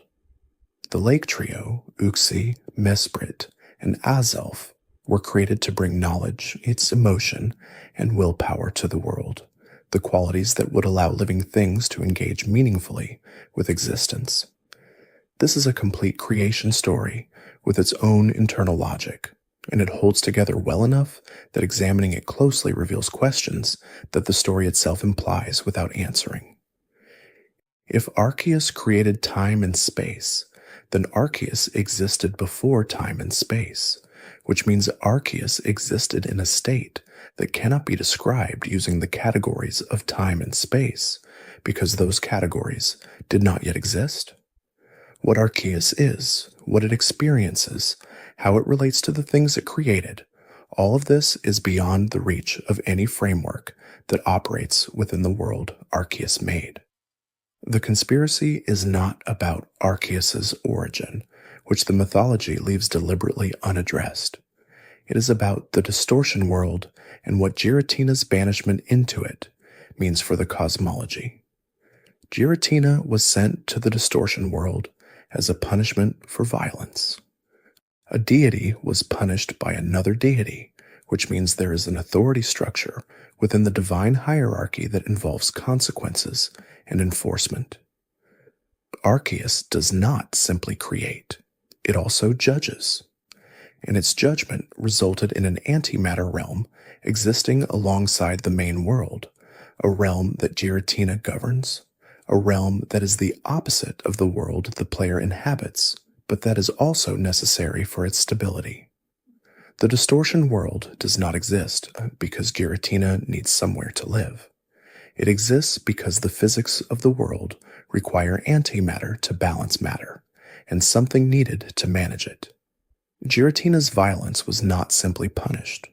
It was redirected towards something the world needed managed. Arceus did not simply banish Giratina, it assigned Giratina. The creature deemed too violent for the regular world became the custodian of the most dangerous region of existence. The punishment and the function are the same, and Giratina has been managing that function for as long as the world has existed, whether it understands the role it was given or not. The question of whether Pokémon can truly understand humans, and whether humans can truly understand Pokémon, is one that the games raise through psychic-type Pokémon interactions without ever fully exploring. Psychic-type Pokémon are described as capable of reading human minds. Some entries specify that they can perceive the emotions, intentions, and thoughts of nearby humans without requiring any action on the human's part. This is not described as a special skill requiring training. It is described as a baseline capability of the type. If psychic-type Pokémon can read human thoughts, then every interaction between a trainer and a psychic-type Pokémon is an asymmetric exchange. The trainer does not know what the Pokémon perceives about them. The Pokémon knows everything the trainer brings to the interaction, including what the trainer does not say, does not know, or is not conscious of. A trainer asking a Pokémon like a Alakazam to participate in a battle is asking a creature that already knows the trainer's strategy, emotional state, and uncertainty. Alakazam's obedience, in this context, is a choice made by a Pokémon that has perfect information about the situation. This connects to the broader question of Pokémon obedience mechanics, where Pokémon of high level will sometimes not follow commands from trainers with insufficient badges. The games present this as a dominance question, a matter of the Pokémon respecting the trainer's authority. But if psychic-type Pokémon can read the trainer's mind, the obedience question is more interesting. A Pokémon that can perceive the trainer's actual competence, actual intentions, and actual care for its well-being has more information to make an obedience decision than the badge count alone represents. The badge system is a rough proxy for a question that a psychic-type Pokémon could answer directly. And the fact that the games apply the same obedience mechanics to psychic types as to any other type suggests either that the games have not fully thought through the implications of mind reading, or that the psychic type Pokémon choose to follow the same social conventions as everyone else, for reasons of their own that the games do not explain. The Pokémon Absol has been appearing before disasters for as long as anyone in the Pokémon world can remember. Its Pokédex entries are consistent across every game that includes it. Absol arrives before catastrophes. It is seen before earthquakes, before floods, before events that cause widespread harm. And because Absol arrives before these things happen rather than after them, the people who see it have across many generations come to believe that Absol causes the disasters rather than predicts them. This misunderstanding is explicit in the game. The entries acknowledge that Absol is not responsible for the events it precedes. It simply has the ability to sense them coming, and it goes toward human settlements, specifically to warn people, arriving before the disaster, out of something that resembles concern. Its presence near a town is a signal, one that the residents of that town have historically misread as a threat rather than an alert. Absol has been driven away, hunted, and feared in every region where it appears, consistently across generations, despite having never caused any of the events it is associated with. The conspiracy here is not about whether Absol is secretly malevolent. The games are clear that it is not. The conspiracy is about what it means that the accumulated cultural response to a well-intentioned warning has been sustained misunderstanding across so many generations. Absol has been warning people for long enough that the pattern is recognized, and the pattern is still misread. The disaster comes, Absol had been seen nearby. The connection is made in the wrong direction. And the next time Absol appears, the same response is triggered. This is a story about how communities process information they do not want to receive. A creature that brings warnings about disaster would be useful to anyone who understood what the warning meant. But warnings about disaster are uncomfortable to receive. They require preparation, or acceptance of vulnerability, or acknowledgement that something bad is coming that cannot be stopped. It is easier, in a psychological sense, to treat the warning as the threat, to believe that removing Absol from the area would remove the risk. Absol cannot explain what it is doing in any language that changes this response. It can only keep arriving, keep warning, keep being misunderstood, and keep leaving after the disaster has passed, alone as it has always been. The Pokémon Banette began its existence as a stuffed toy. This is stated clearly in its Pokédex entries. A plush doll that was discarded by a child became Banette, animated by the grudge it developed after being thrown away. The doll that became Banette was a toy that was loved and then was not, and the gap between those two states was sufficient to generate a consciousness defined entirely by the desire to find the child who abandoned it and return that abandonment. Banette keeps its mouth closed with a zipper. Opening the zipper releases the energy that keeps it alive. The specific image of a zipper-mouthed creature holding its curse within its own body, unable to release what it feels without also ending its own existence, is unusually precise as a metaphor. Banette is not simply angry. It is angry in a way that it cannot express without ceasing to exist. The anger is the thing that animates it. The expression of the anger would be the end of it. The abandoned toy angle connects to a broader reading of ghost-type Pokémon that is sometimes called the sorrow of objects. Many ghost types in the series are described as having developed consciousness through specific emotional circumstances. Shuppet feeds on negative emotions like jealousy and anger, gathering in places where such emotions are concentrated. Shedinja has no heartbeat and is said to steal the soul of anyone who looks into the hollow in its back. These are not simply spooky creatures invented for variety. They follow a logic about what happens when emotional intensity accumulates without resolution, when something is felt strongly enough and without outlet for long enough that it begins to take form. The conspiracy about Banette specifically is about what the stuffed toy remembered. A toy that is loved by a child and then abandoned has been the subject of enormous emotional investment, followed by an abrupt withdrawal of that investment. The toy did not change. The child's relationship to it changed. The toy experienced from whatever form of experience a stuffed animal is capable of in the Pokémon world. The difference between being central to someone's life and being discarded. That experience generated Banette, which means that Banette's quest to find the child who abandoned it is, in a very specific sense, a quest to understand what changed. Not revenge in the simple sense, but something more complicated. The desire to be seen by the person who once saw it one last time after the seeing stopped. There is a trainer class in the original games that appears rarely and does not seem remarkable at first. The juggler, the gentleman, the biker, these are all familiar archetypes in the visual vocabulary of the trainer world. The youngster with his canonical shorts, the lass with her ribbons, the fisherman, the swimmer, the hiker. The world is populated by trainers who fit types, each type suggesting a lifestyle and a relationship to Pokémon that connects to how they look and where they stand.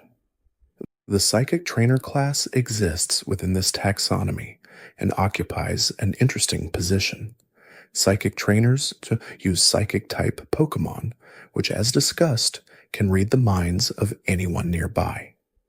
The trainer standing on a route, waiting to challenge passing travelers, knows you are coming before you arrive.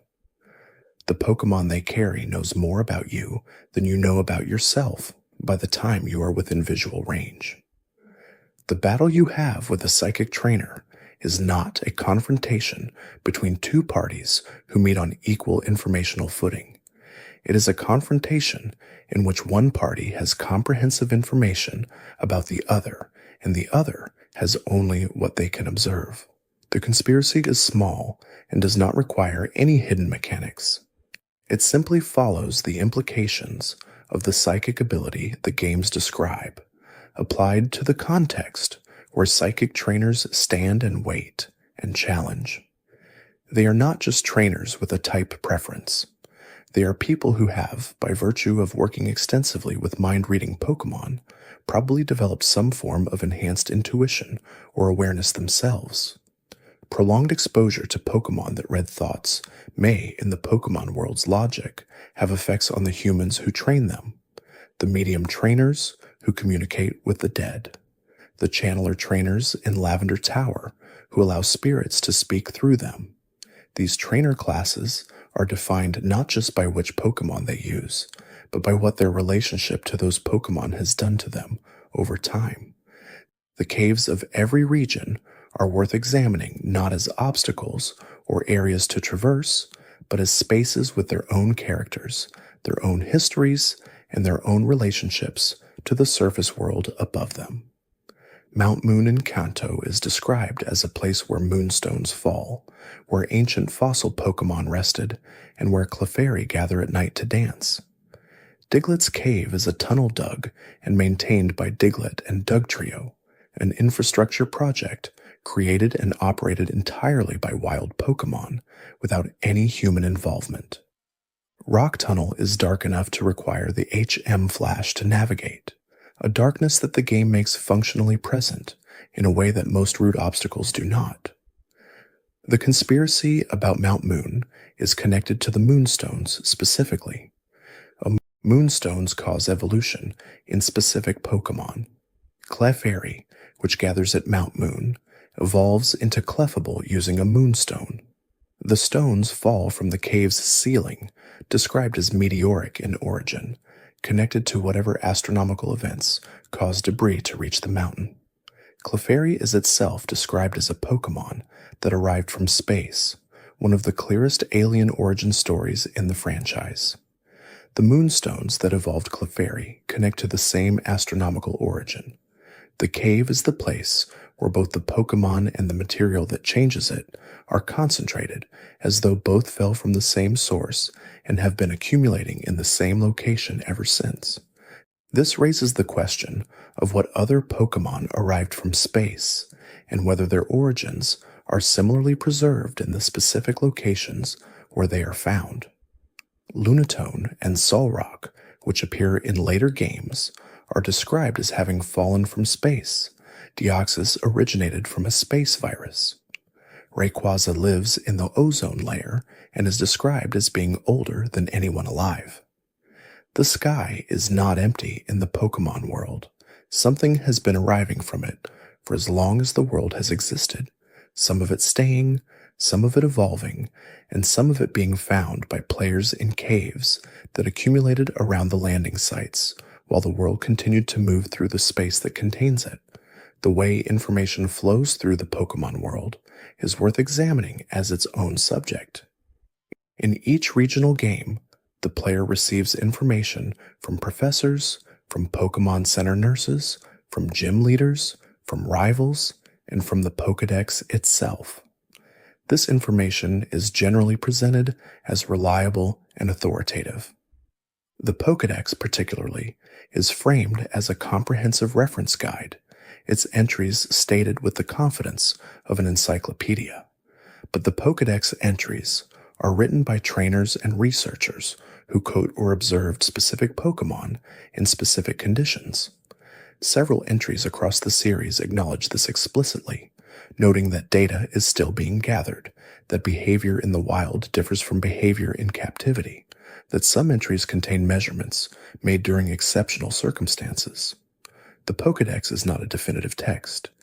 It is an aggregated record of observations made by many different people across many different contexts, compiled into something that reads like certainty but rests on the same foundations as any empirical record. This matters for understanding which conspiracies can be dismissed and which cannot.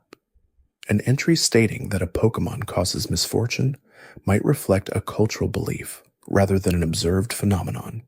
An entry stating that a Pokémon has never been seen sleeping might simply mean no researcher has observed it sleeping, not that the behavior does not occur. The Gengar entry stating that a chill precedes its presence might be an accurate description of a thermal effect, or it might be the accumulated superstition of generations of encounters with something they found frightening. The Pokédex is as reliable as its sources, and its sources are human, which means it is as reliable and as limited as any human knowledge. The conspiracy that emerges from this is that the Pokémon world contains more mystery than its most confident informational tool can capture. The Pokédex tells trainers what researchers have found. It does not tell them what has not been found yet, what exists outside the range of observation, what happens in places no researcher has accessed. The blank spaces in the Pokédex, the entries that note speculation rather than confirmed fact, the entries that contradict each other across games, these are not errors. They are honest markers of the edge of what is known. And in a world with legendary Pokémon powerful enough to shape reality, the edge of what is known is a very specific and meaningful place to pay attention.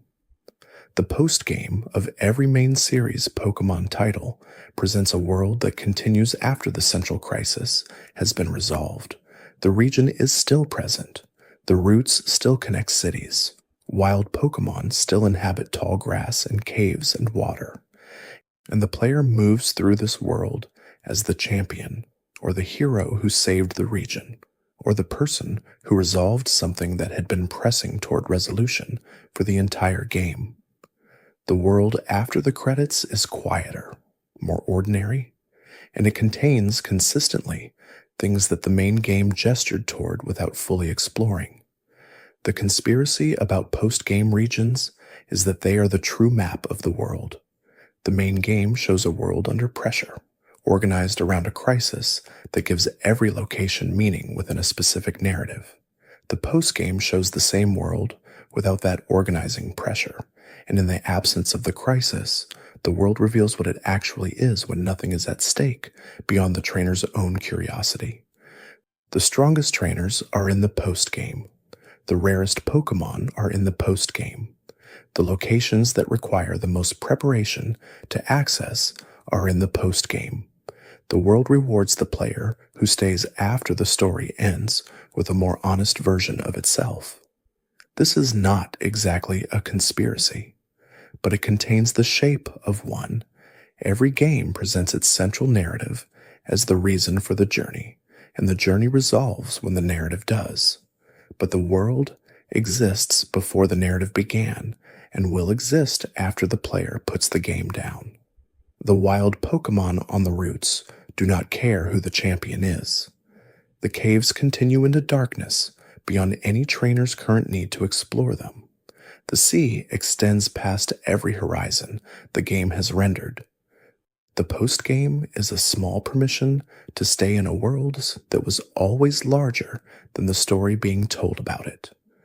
The legendary Pokémon who created the world, who governed time and space and emotion and the sea and the earth and the sky, are still present. They were not finished with the world once they made it. They remain, waiting in specific locations, connected to the systems they were made to govern. The world is not abandoned by its creators. It is inhabited by them, alongside everything else that has emerged within it.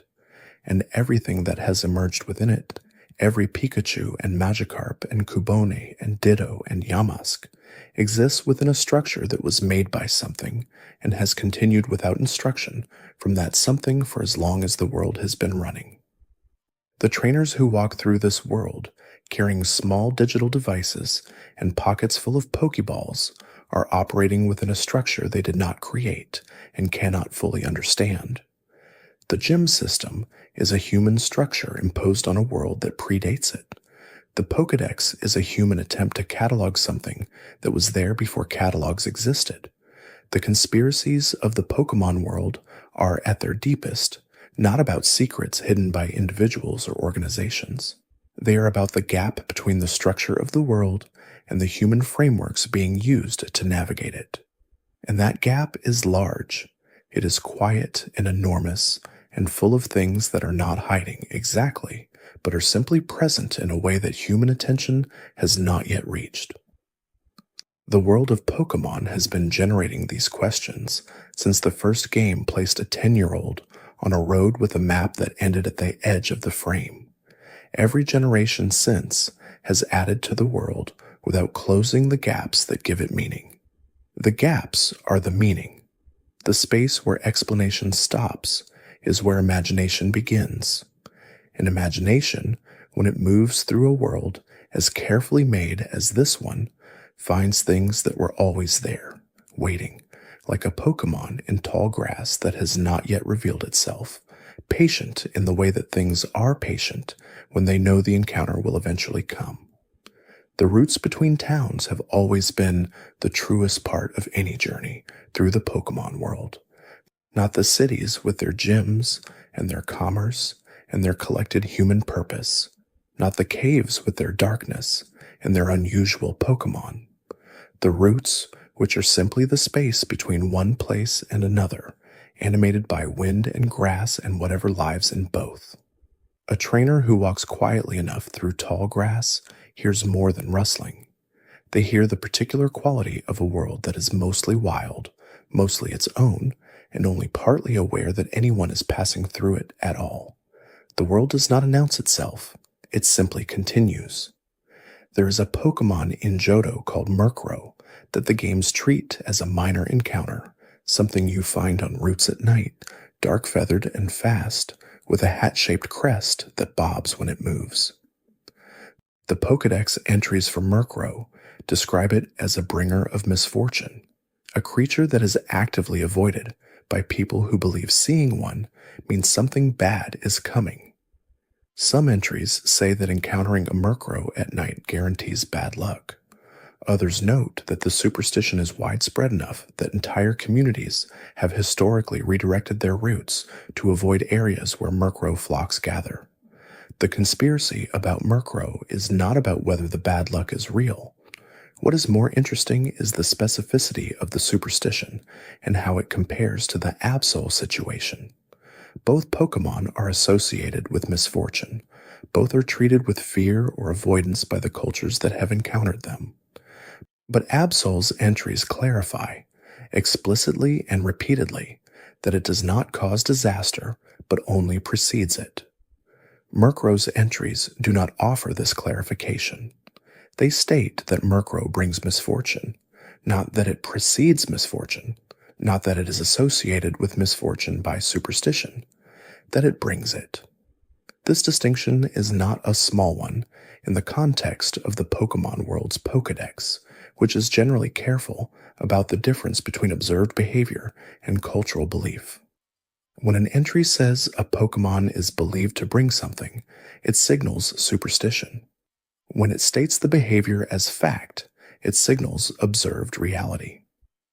The Murkrow entries that make the causal claim rather than the correlational one are raising the possibility that Murkrow is not simply a poorly regarded bird, but something with a genuine effect on the probability of misfortune in its vicinity. What that effect might be, whether it is a psychic influence, a physical one, or something that entries are not equipped to describe precisely, is left entirely open. The game encounters you to the Murkrow, places it in your party if you choose, and offers no further explanation. What the Murkrow eventually evolves into when given a Dusk Stone is Honchkrow, a Pokémon described as a mob boss. The entries for Honchkrow describe a creature that commands other Murkrow as subordinates, sending them out on errands while it sleeps during the day, surrounded by its flock. The evolution from bad luck bird to crime boss is not presented as ironic. The Pokémon world has criminal organizations run by humans.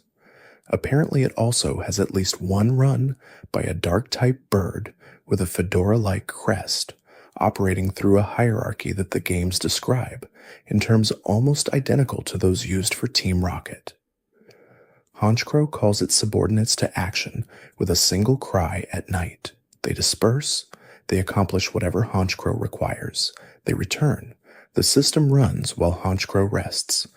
If the misfortune that Murkrow brings is real, then Honchkrow represents that misfortune, organized and directed. The Johto region is connected to Kanto in a way that no other pair of regions in the franchise is. They share a map, the same world. Players who complete Johto can travel directly into Kanto on the same save file, visiting cities they may have seen in a previous game, now rendered in a later generation style, with characters who have aged or moved or whose circumstances have quietly shifted. This connection is sometimes described as a bonus feature, an extra region added to the game as a reward for completion. But the relationship between Johto and Kanto is more complicated than a bonus region suggests. Johto is older in a cultural and mythological sense. Its towns carry older names, older architectural references, older spiritual practices. Ecruteak City, with its burned tower and its intact bell tower, exists at the center of Johto's mythology in a way that no Kanto city exists at the center of Kanto's. Kanto has Lavender Town and its Pokémon Tower, which is a site of grief rather than mythology. It has the Power Plant and Saffron City, which are sites of technology and commerce. Johto has Ecruteak, which is described in terms that suggest it has been a spiritual center for longer than modern civilization has existed. The conspiracy is about what happened between the two regions historically. Kanto is described as more technologically advanced in several contexts. Its cities have more industry. Its criminal organization, Team Rocket, is more commercially oriented. Johto's population is described as more traditional, more connected to older practices, more resistant to certain kinds of change. This difference is not just aesthetic, it suggests a different trajectory. Two neighboring regions that share a border and significant trade, but develop differently in response to the same historical forces. One reading suggests that Johto deliberately maintained older practices precisely because it saw what Kanto's pace of development cost. The burned tower burned in Johto, not in Kanto. The legendary Pokémon that were disturbed by that event fled across both regions and beyond. The consequences of what happened in Ecruteak are not localized. They are distributed across the entire region and beyond its borders. A place that experienced that kind of disruption might reasonably develop a culture that treats the relationship between humans and powerful Pokémon with more caution, more ritual, more explicit acknowledgement of what is at stake when those relationships break down. Johto's spirituality is not decoration. It is a response to what its history contained. The Pokémon Slowking, which evolves when a shelter bites down on the head of a Slowpoke rather than its tail, is described in a way that raises a specific question the games never answer. Slowking's intelligence is described as extraordinary. Some entries claim it can solve any problem. Others describe it as understanding the universe in ways that exceed human comprehension. One entry mentions that the shelter's toxins, when absorbed through the crown position rather than the tail position, continuously stimulate Slowking's brain, and that the stimulation becomes more powerful over time. The more time passes with the shelter attached, the more intelligent Slowking becomes. The question this raises is what Slowking is actually thinking. If a Pokémon is described as possessing knowledge, capable of solving any problem, and if that knowledge increases continuously, then Slowking at any given moment is in the process of knowing more than it knew before. What it knows, what it is solving, what it understands about the universe that exceeds human comprehension, all of this is described as present but never specified. Slowking has the content of its extraordinary understanding entirely to itself. This connects to a broader pattern in how the games describe intelligence in Pokémon. Several Pokémon are described as highly intelligent without the games providing any window into what that intelligence produces. Alakazam is described as having an IQ higher than any human genius, with a memory that never forgets anything it has experienced. Metagross is described as surpassing supercomputers in processing power, capable of calculations that no human-built system can match. Oranguru in Alola is described as using leaves to make fans and directing other Pokémon in ways that resemble professional instruction. These intelligences are described but not depicted in any way that allows an observer to verify them. They exist as assertions in the Pokédex, stated with confidence, undemonstrated. The conspiracy about Slowking specifically is that it is not simply intelligent in a quantitative sense. The universe it is described as understanding is the Pokémon universe, which contains legendary Pokémon who shaped reality, dimensions adjacent to the main world, and forces that human civilization has only partially mapped. If Slowking genuinely comprehends these things, it is the most important source of cosmological knowledge in any region where it is found. And it stands in towns, unbothered, occasionally used in battle, its extraordinary understanding entirely private. The Pokémon Safari Zones across different regions operate on different rules. In Kanto, players throw bait and rocks.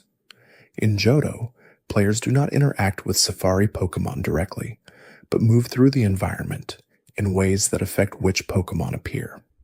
In Hoenn, time limits and step counts govern the experience differently. In later generations, the model changes further, sometimes abandoning the Safari format entirely in favor of other protected area mechanics.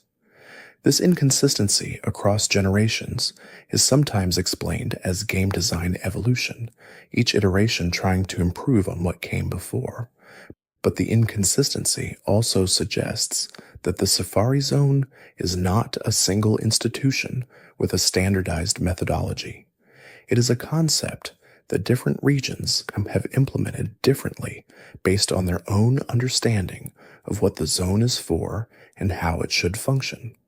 The Kanto Safari Zone is run by a warden who has lost his teeth and who cannot speak clearly enough to communicate without them.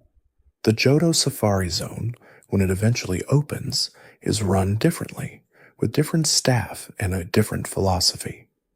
The Hoenn Safari Zone reflects a regional approach to conservation that differs from either predecessor. What this suggests is that the relationship between humans and wild spaces is genuinely contested in the Pokémon world, approached differently by different communities and different generations within the same community.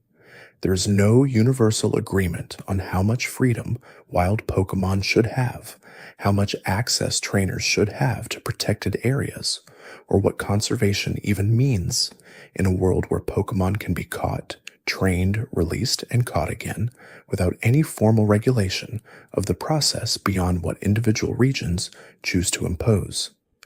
The Safari Zone is the visible edge of a conversation that the Pokémon world is always having about what it owes to wildness. The story of Mewtwo is the most extensively told origin story in the franchise, present in the games, in the first movie, in novelizations, and in various forms of supplementary material. A researcher obsessed with Mew obtained a fossil possibly a strand of genetic material, and used it to create something that was meant to be a superior Pokémon. The creation succeeded beyond what was intended.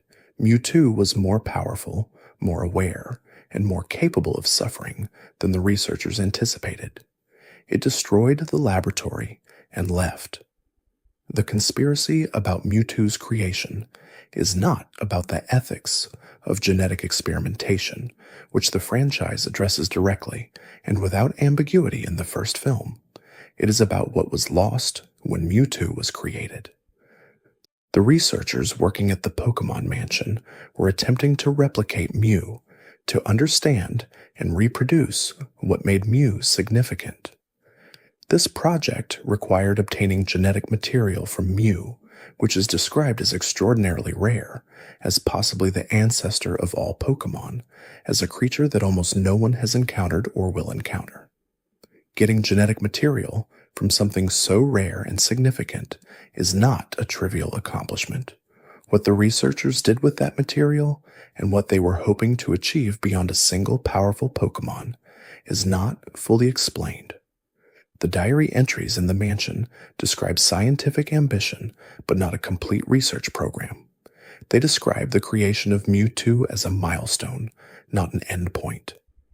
If the research had continued, if Mewtwo had not destroyed the facility, what would have come next is a question the games leave open. The Silph Company's Master Ball project, which was happening simultaneously in Saffron City, creates an uncomfortable implication. At the moment Mewtwo was created and escaped, the technology to guarantee its capture was also being developed. Whether these two projects were coordinated, whether whoever commissioned the Pokémon Mansion research was also involved in the Silph Master Ball project, is never stated. But the timing places the two most significant technological achievements in Kanto's history as near simultaneous events.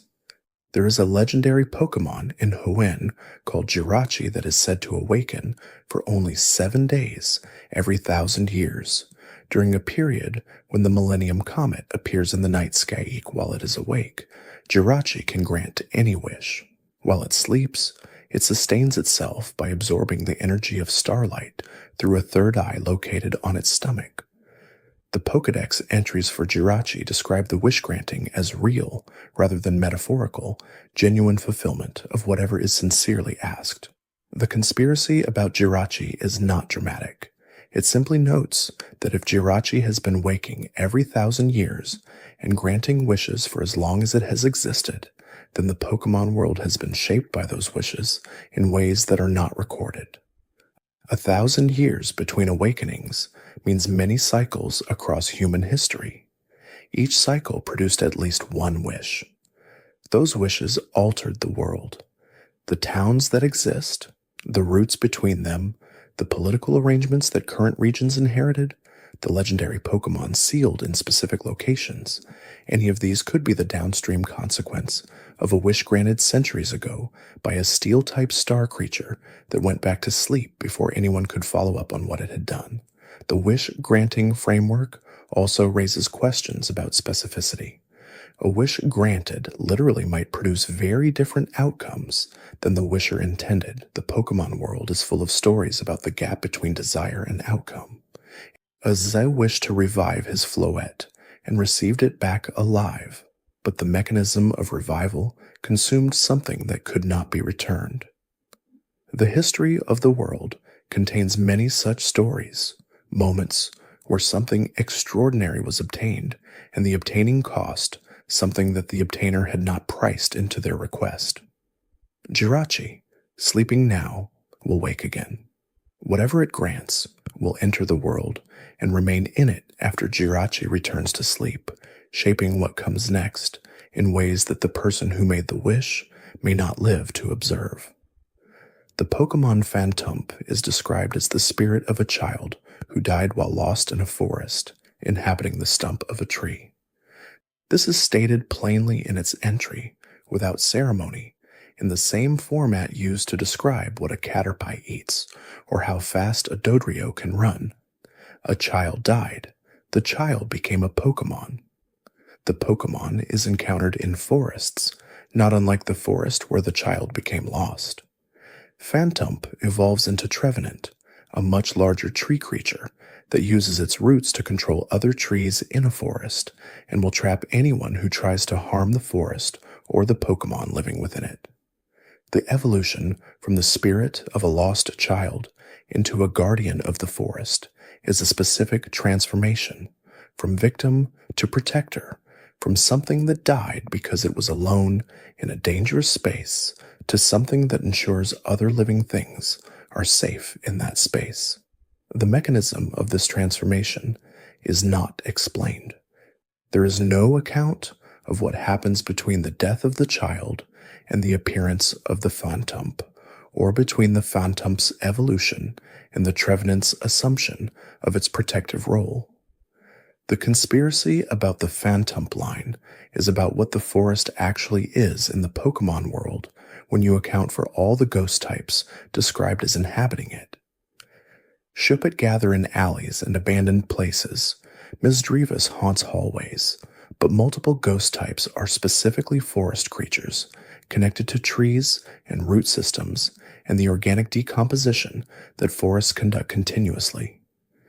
If ghost-type Pokémon are connected to death, and the forest is where organic material is constantly dying and being transformed, then the forest is not simply a habitat for ghost types. It is a process that ghost types are part of, participants in the same cycle that breaks down fallen trees and returns their material to soil. Phantump and Trevenant are the spirits of children integrated into that process, no longer lost, but now part of what the forest does. There is a location in the Sinnoh region called the Turnback Cave that is unlike any other location in any main series game. The cave is a maze with no fixed structure. Its rooms rearrange every time a player enters. 3 large stone pillars are distributed somewhere within the maze, and the player must find all 3 and then find the exit before passing through more than 30 rooms total.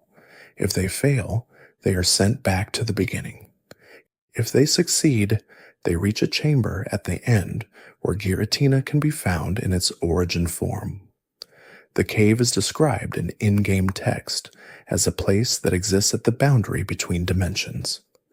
The rearranging rooms are not a game mechanic created for challenge.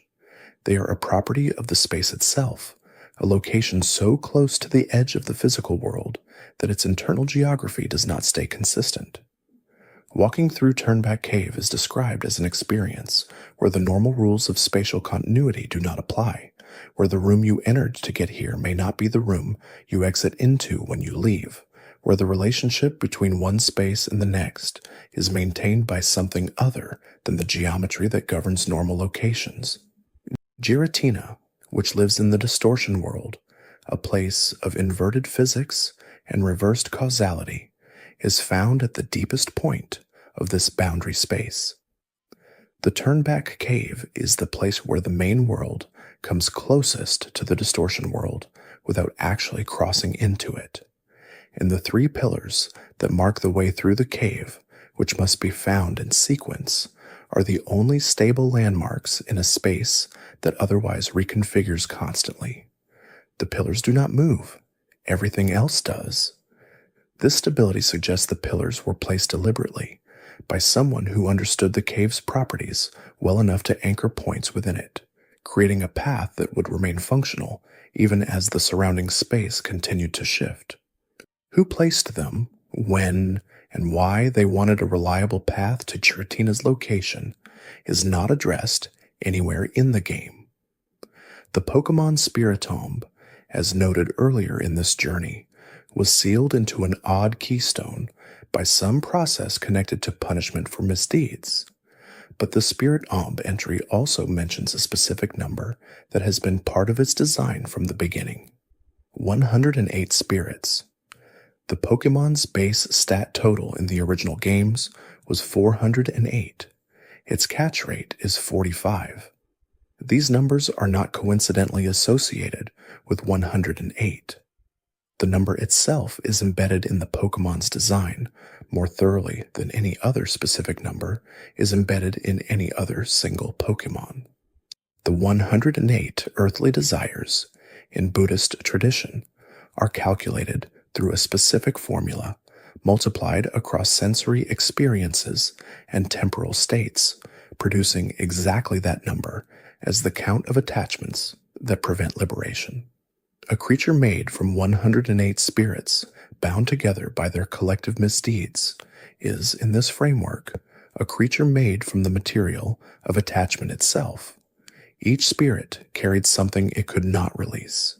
Together, they became something that cannot be released at all, sealed into stone, waiting. The conspiracy about Spiritomb is less about what it is, and more about whether anything like it has been created more than once. If the process of binding spirits into an odd keystone is real within the world's logic, and if 108 is the specific number required for the binding to hold, then the knowledge of how to create a Spiritomb represents a specific and dangerous form of expertise. Not dangerous because Spiritomb is necessarily malevolent, though it is not described as gentle, but because the existence of one suggests the existence of a method. A method implies a practitioner. A practitioner with this specific knowledge existed at least 500 years ago in Sinnoh. Whether that knowledge was written down, passed on, or died with the practitioner is not addressed by any game. The odd keystone remains. The Spiritomb remains within it. The method that created both of them is somewhere, or it is not, and either possibility carries its own implications. The Pokémon Porygon was created entirely from programming code.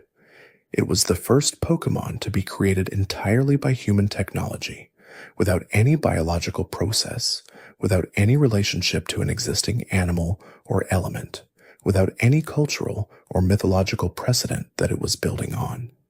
It is, within the logic of the Pokémon world, the proof that digital entities can be Pokémon, that the definition of Pokémon does not require biological origin, and that humanity has the capacity to create Pokémon rather than simply encountering them. The conspiracy about Porygon is about what this implies for the definition of the Pokémon world. If a digital entity constructed through programming qualifies as a Pokémon, then the barrier between natural and artificial life in the world is more permeable than the franchise's dominant aesthetic suggests.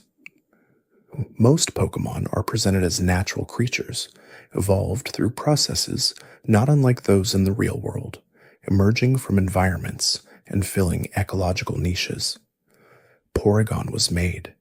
It was designed by a human, given properties that a human decided it should have, and released into a world that classified it as a Pokémon and placed it in the Pokédex alongside creatures that have existed for millions of years.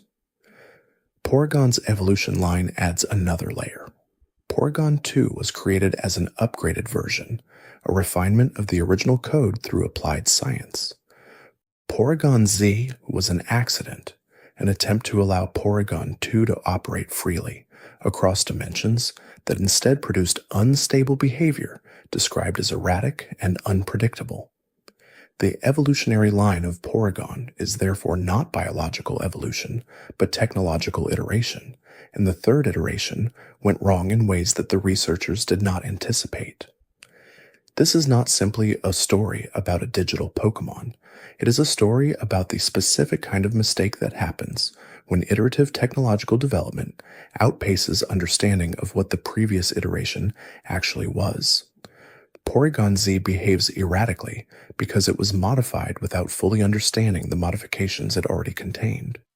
The developers who created Porygon Z did not fully understand Porygon 2, and so what they built did not do what they intended. In the Alola region, the island trials are the regional equivalent of the gym system. Rather than defeating gym leaders in direct combat, trainers complete challenges set by trial captains, culminating in confrontations with totem Pokémon. The totem Pokémon are larger than standard specimens of their species, surrounded by an aura that enhances their power and capable of calling ally Pokémon mid-battle in ways that standard wild Pokémon cannot. They are not caught in the trials. They are faced and then left in place. The conspiracy about totem Pokémon is about how they are designated. Not every large or powerful Pokémon becomes a totem. Specific individuals are recognized as totems, placed in specific locations, and incorporated into the trial system that has organized Alolan culture for generations. The process of designation is not fully described in the games. The island kahunas, who oversee the overall structure of the trials, receive the totems' locations from the Tapus, the legendary Pokémon who protect each island. The Tapus, in other words, tell the kahunas which Pokémon serve as totems. If the Tapus designate the totems, then the trial system is not simply a human institution for organizing training. It is a system jointly maintained by humans and the legendary Pokémon who protect the islands, with the legendary Pokémon selecting which specific creatures will represent each challenge. The Tapus have, in this reading, an ongoing management role in the cultural institution that Alola organizes its society around. The kahunas receive guidance, the captains implement it, the trainers participate in it, but the ultimate source of the system's structure is the Tapus, and the Tapus derive their authority from their role as guardians of forces older than Alolan civilization. The trial system is not a human invention that the Tapus tolerate. It is a human expression of something the Tapus designed. The Pokémon Yamask appeared first in Unova. In Galar, a regional variant exists called Galarian Yamask, which is described differently in a way that changes the underlying nature of the Pokémon significantly. The Galarian Yamask does not carry a mask of its former human face. Instead, it is described as an ancient clay tablet, a Pokémon that formed when a person's grudge seeped into an ancient clay tablet and possessed it. Not a human who became a Pokémon after death, but a human emotion that found a physical object and animated it. The distinction between these two origins is significant within the logic of the franchise. The original Yamask suggests that death is a permeable boundary in the Pokémon world, that a person who dies can continue to exist in some form, carrying the evidence of their previous identity. The Galarian Yamask suggests something different. Not that the person continued, but that the person's feeling continued, detached from whoever felt it, strong enough to cross the boundary between organic experience and inanimate matter and create something new. The person who felt the grudge is not present in the tablet. The grudge is. The person and the feeling became separate, and the feeling survived. This distinction connects to a broader question about what emotions are in the Pokémon world. Shuppet feeds on dark emotions. Malamar's hypnotic abilities are described as manipulating the emotions of those near it in ways that cause them to act against their own intentions. The Lake Trio of Sinnoh governs emotion, knowledge, and willpower as distinct forces that required separate legendary Pokémon to maintain balance across. In the Pokémon world, emotions are not simply the internal states of individual living things. They are things that can be separated from their source, can persist after their source no longer exists, can accumulate in spaces, can be consumed or manipulated or given physical form. What this means for how the world works, for how the relationships between living things actually function at a fundamental level, is something the games introduce through dozens of small specific details without ever assembling those details into a unified account. The Pokémon world has weather, and the weather is sometimes ordinary, and sometimes the direct result of legendary Pokémon activity. Kyogre causes rain, Gruden causes drought, Rayquaza governs both by keeping them in balance. In Sinnoh, Dialga and Palkia govern time and space, and their conflict causes distortions that the player must resolve. These legendary Pokémon do not simply influence weather as a metaphor. They are described as the direct cause of specific meteorological and physical events. The conspiracy about weather in the Pokémon world is about what the relationship between legendary Pokémon and physical phenomena means for the people who live in those regions. Farmers in Hoenn who depend on rainfall are in a direct causal chain dependent on Kyogre maintaining a particular level of activity. Fishermen who need the sea to remain navigable are dependent on the balance between Kyogre and Groudon holding. If Team Aqua activates Kyogre fully, the world floods. If Team Magma activates Groudon fully, the world dries. The stability of the physical world is not a background condition. It is maintained by specific Pokémon, and it can be disrupted by any organization with the knowledge and the resources to disturb those Pokémon. Every regional criminal organization that targets legendary Pokémon is targeting at some level the physical stability of the region. Team Rocket's interest in legendary Pokémon is more commercially oriented, but even Giovanni's ambitions connect to the same underlying reality. Power in the Pokémon world does not ultimately come from money or from criminal infrastructure or from having more Pokémon than your opponents. Power in the Pokémon world comes from relationships with the legendary Pokémon that maintain the conditions under which everything else is possible. The criminal organizations understand this.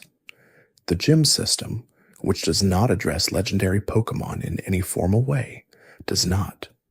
The player who ends up in the middle of both structures is the only figure who regularly navigates between them.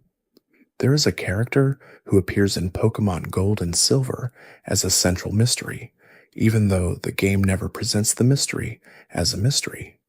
The old man at the top of Mount Silver, sitting alone, accessible only after the player has defeated all 16 gym leaders of both Kanto and Johto, is Red, the player character from the original games. He does not speak. He initiates a battle without dialogue. He has the strongest team in any main series game at the point of his introduction, a team of Pokémon trained to extraordinary levels, kept and developed across the years that have passed since the events of the first game. The conspiracy about Red on Mount Silver is about what he is doing there and why.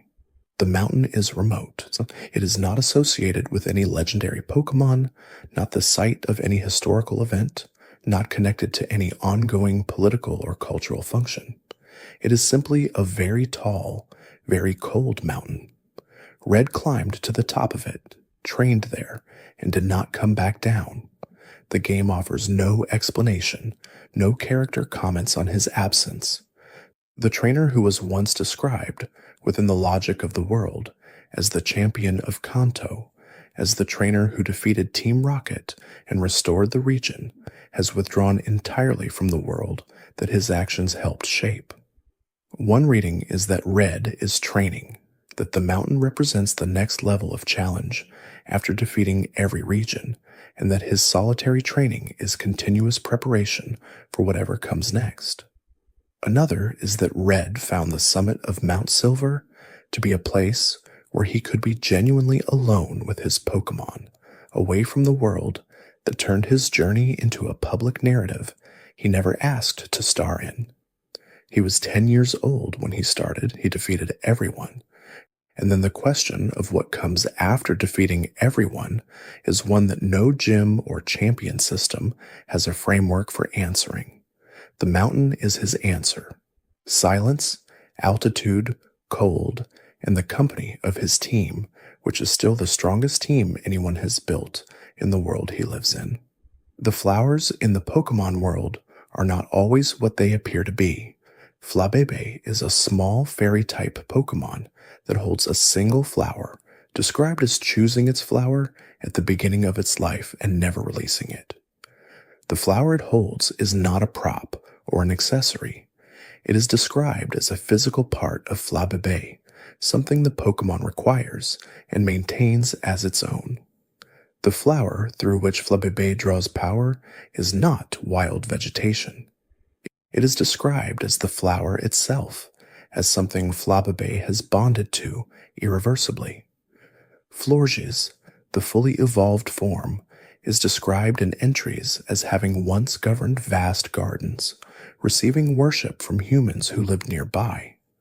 In ancient times, Florges was revered as a protector of flower gardens, a Pokémon whose presence was believed to guarantee the health of the plants around it. This worship is described as historical, something that happened in the past, in a time when the relationship between humans and Pokémon was organized differently than it is in the game's present. The Florges are still there, still governing flower gardens in regions where they live, but the active worship has faded. What remains is the Pokémon and the garden, the ancient relationship persisting without the religious structure that once acknowledged it. The conspiracy is about what the ancient worship of Florges tells us about the history of the fairy type. Fairy type Pokémon were added to the franchise in Generation 6, retroactively applied to Pokémon that had existed in earlier games without that classification. The lore around fairy types, when it is provided, consistently describes them as ancient, as connected to older traditions of spiritual practice, as beings that were recognized and revered by pre-modern human civilizations in ways that later generations have moved away from. The fairy type was new to the game mechanics, but the creatures it described were always ancient. The classification finally caught up to what was already present. There is a building in Nimbasa City in the Unova region called the Battle Subway, and its operators are two siblings who challenge the player at its deepest level. But Nimbasa City also contains amusement parks, sports stadiums, and a musical theater. It is the entertainment capital of Unova, a city defined by performance and spectacle, and in its center, accessible through the subway system, is the most intense battle challenge in the region. The conspiracy about Nimbasa City is not about the subway.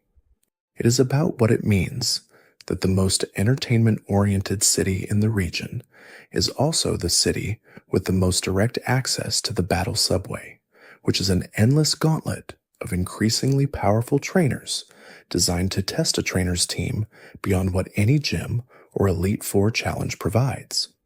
The combination is unusual. Other regions has placed their most intense battle challenges in remote locations, inaccessible mountains, sealed caves, post-game arenas that require significant accomplishment to reach. Nimbasa places its version at the center of a city built for public enjoyment, accessible by anyone who rides the right train. This suggests that in Unova, battle is entertainment in a more direct and acknowledged way than in other regions. The performance aspect of Pokémon contests exists in Sinnoh. Pokémon showcases exist in Kalos. But in Unova, the most challenging battle experience available is embedded in the same city infrastructure as theaters and stadiums, presented as one entertainment option among several. The message, if it is deliberate, is that battle and performance are not in different categories. They are both things a city does on a Tuesday, available to anyone who wants to participate.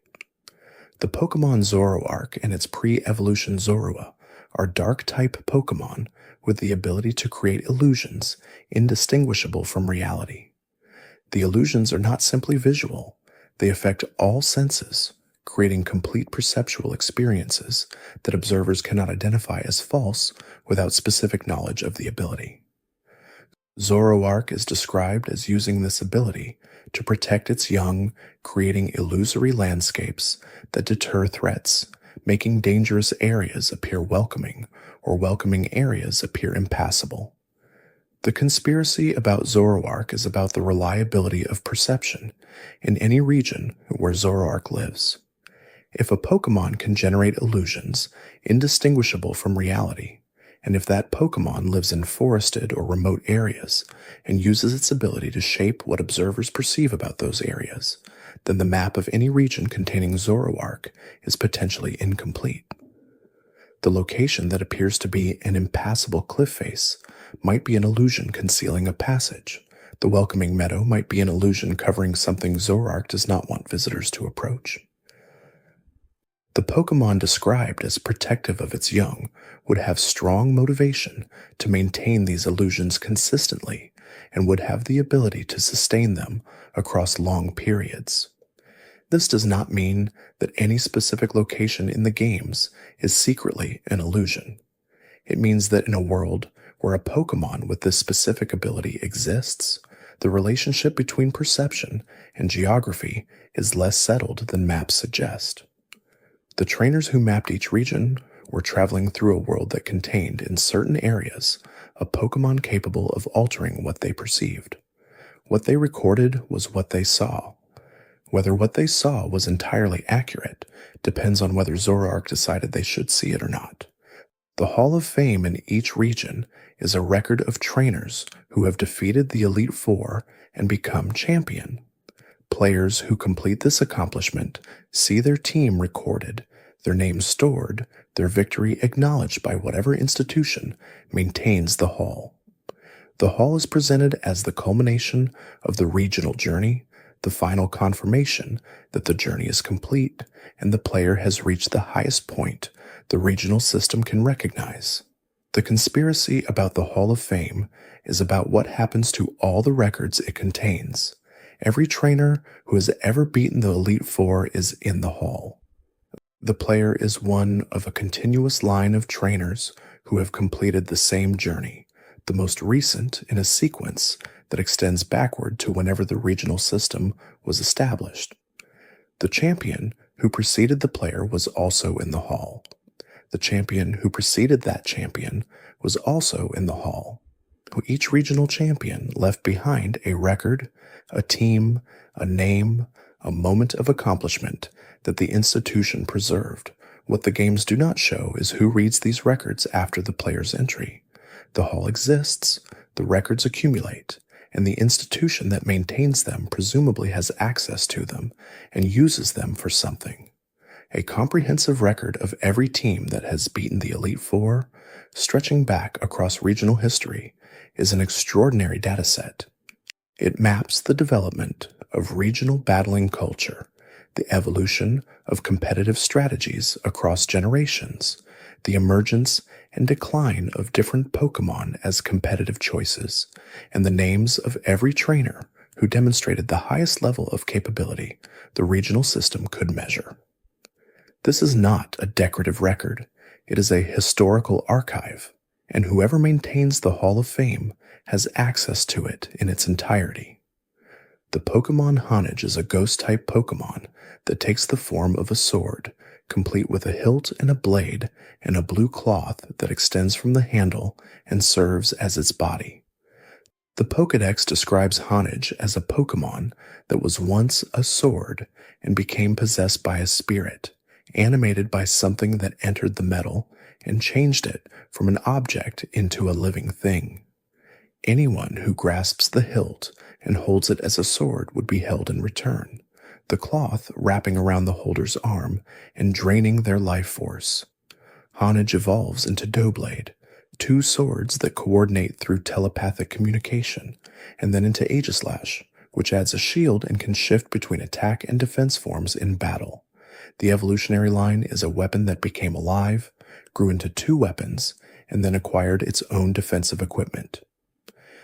The progression from Honedge to Aegislash describes a ghost type that is evolving toward greater capacity as a combatant, not simply as a weapon to be wielded, but as a creature that fights for its own purposes. The conspiracy about Honedge is about the swords that did not become Honedge. If a sword can be possessed by a spirit and become a Pokémon, this implies a mechanism by which possession occurs, and a reason why it happens to some swords and not others. The Pokémon world contains significant historical conflict, and old weapons are presumably scattered across many regions in various states of preservation. The proportion of old swords that become Honedge is not specified.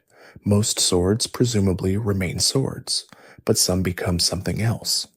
Whatever determines which swords are susceptible to possession, whether it is the age of the sword, the circumstances of its previous use, the emotional history of whoever carried it, or something more random, is a question the games leave entirely open.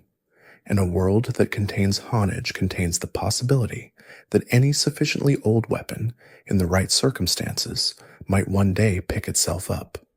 There is a Pokémon called Mimikyu that hides beneath a disguise shaped like Pikachu. Its actual form is concealed entirely.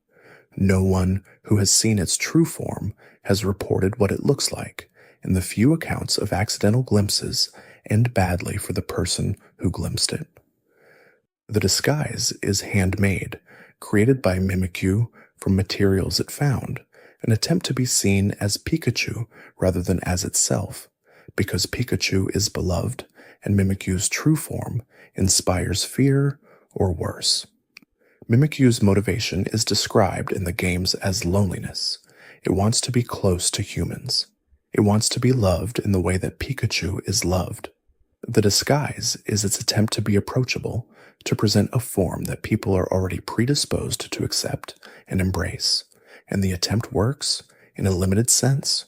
Trainers who encounter Mimikyu catch it, carry it, work with it. They interact with the disguise.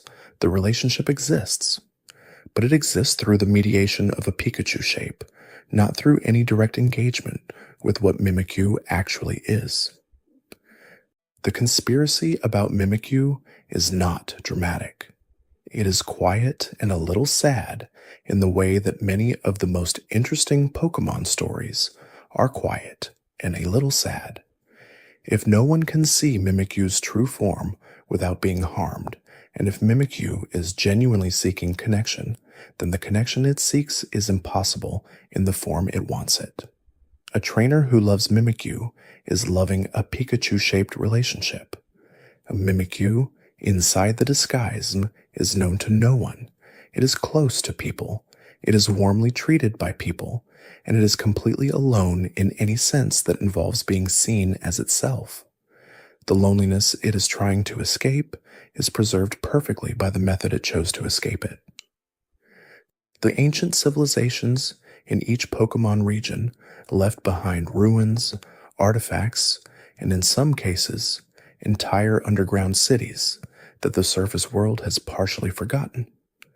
The ruins of Alph in Johto, the ancient structures in Hoenn, the Salachion ruins in Sinnoh, the desert resort in Unova with its buried relic castle, the glittering cave in Kalos with its fossils and paintings, all of these suggest that the Pokémon world has been continuously inhabited for much longer than its current institutions imply, and that earlier inhabitants had relationships with Pokémon and with the world that differ significantly from those of the present.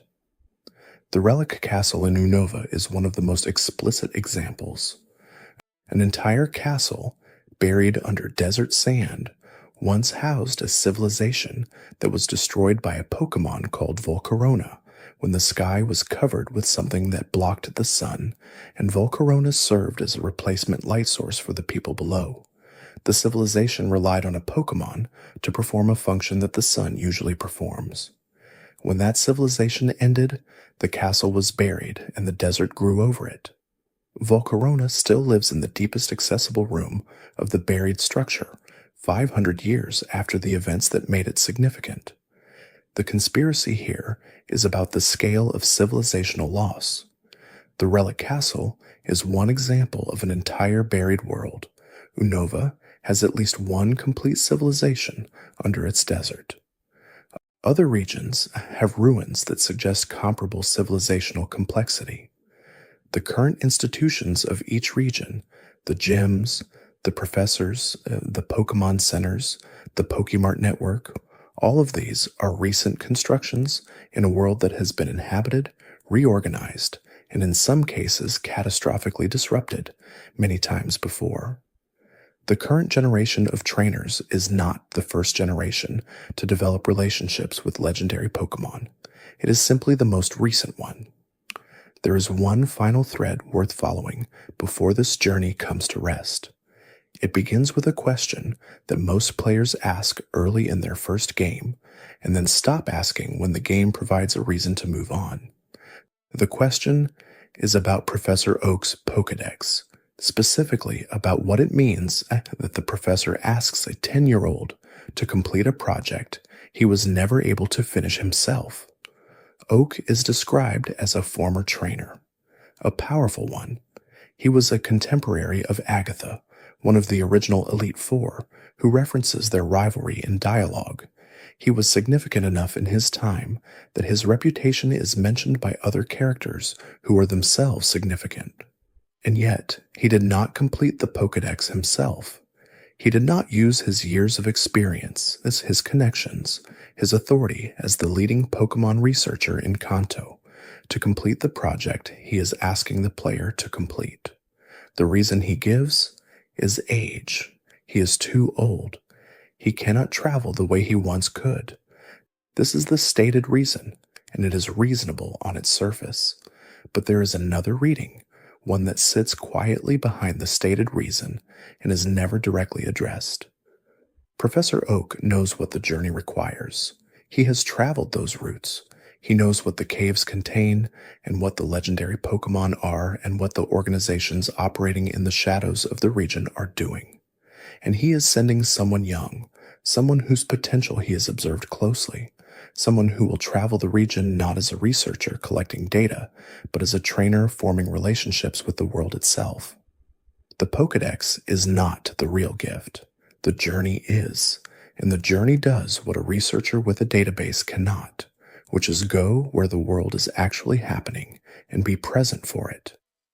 Every conspiracy in the Pokémon world, every quiet question and unanswered mystery and pattern that resolves just slightly beyond the edge of what the games explain, is an invitation to stay curious, to look at the edges of the map and wonder what continues past them, to find the room in the cave where something significant is waiting, and recognize that the thing waiting has been there longer than you have been looking for it.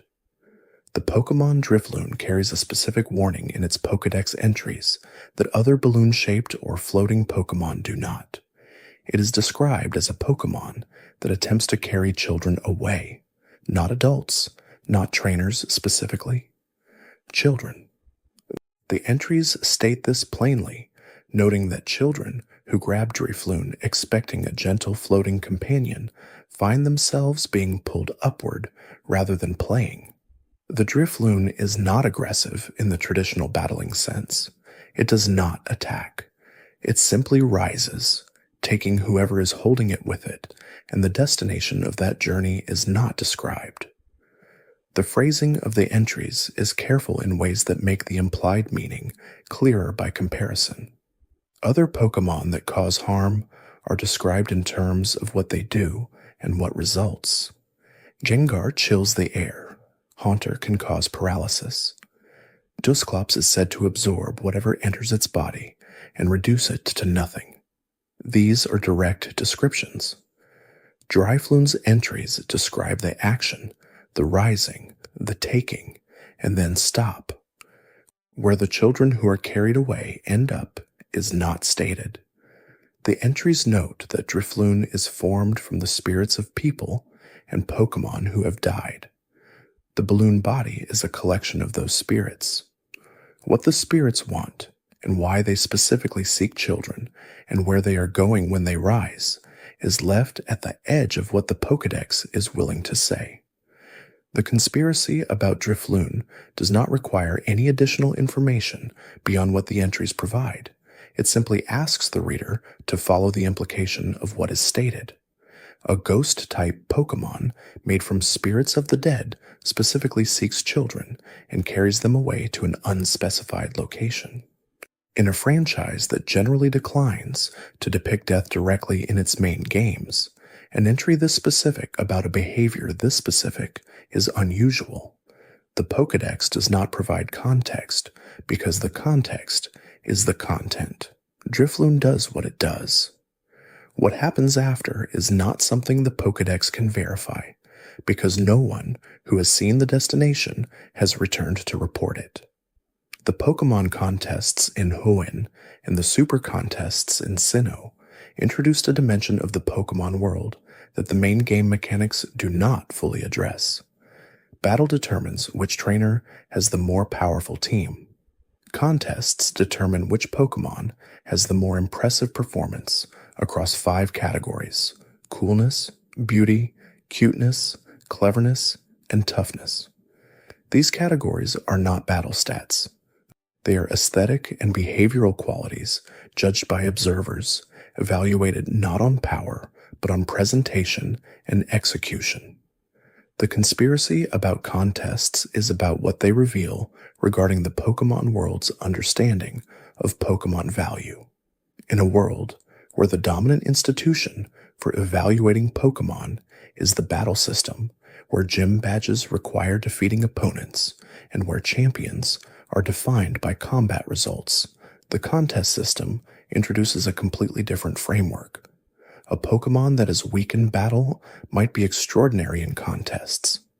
A Pokémon optimized for combat might perform poorly when evaluated on beauty or cuteness. The two systems are not simply parallel. They are alternative answers to the question of what makes a Pokémon worthy of recognition. This has implications for how trainers relate to their Pokémon. A trainer who engages with contests is developing a relationship with their Pokémon that is organized around performance, appearance, and expression rather than combat. The moves used in contests are the same moves used in battle, but evaluated entirely differently. An attack that is powerful in battle might be beautiful in contest, or clever, or cool. The same action carries different value depending on the framework being used to assess it. What this suggests is that the Pokémon themselves are not fixed in what they are valuable for. They are versatile in ways that the battle system alone cannot reveal. The Pokémon who wins a contest is the same Pokémon that might struggle in a gym. It is simply being seen by a different set of eyes. The Pokémon Lucario is described as a Pokémon that can read the aura of living things, perceiving the energy that flows through all life and using that perception to anticipate movement, intention, and emotion. Its connection to aura is described as ancient, tied to a specific tradition of humans who could also perceive and manipulate aura, referenced in the 4th Pokémon movie as a practice that was once more widespread and is now nearly extinct.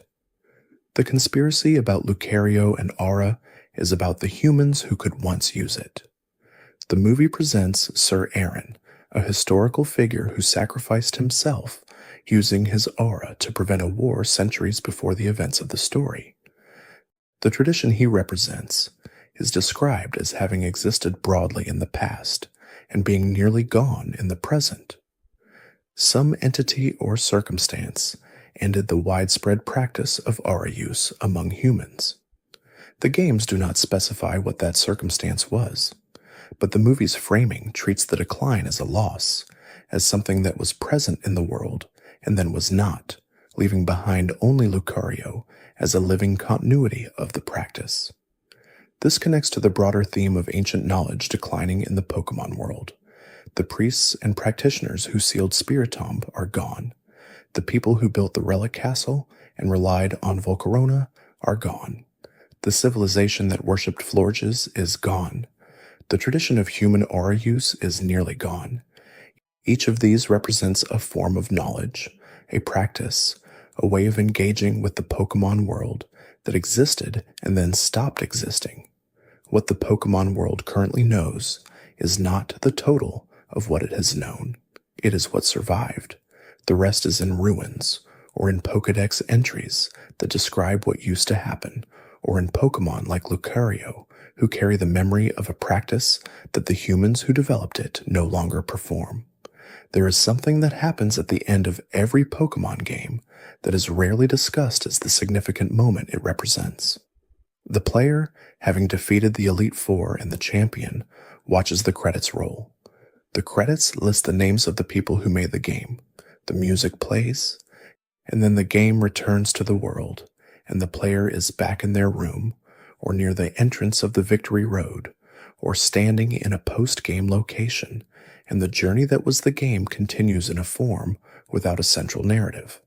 The conspiracy here is the softest one in this entire journey. It is the observation that the Pokémon world is designed to be returned to after the story ends. The post-game content, the rare Pokémon, the additional legendary encounters, the battle facilities, the friends who offer additional context and new challenges, all of these are arranged in a world that rewards the player who stays, who walks the routes they have already walked, and finds something they did not notice before, who talks to a character they passed without stopping and discovers that the character has something worth hearing, who goes back to the cave that seemed like an obstacle and finds, in its deepest room, something that was always there and is only now visible because the journey has made the player ready to see it. The Pokémon world is not only a place where things happen to you, it is a place that you inhabit over time with increasing familiarity and occasionally with new surprise.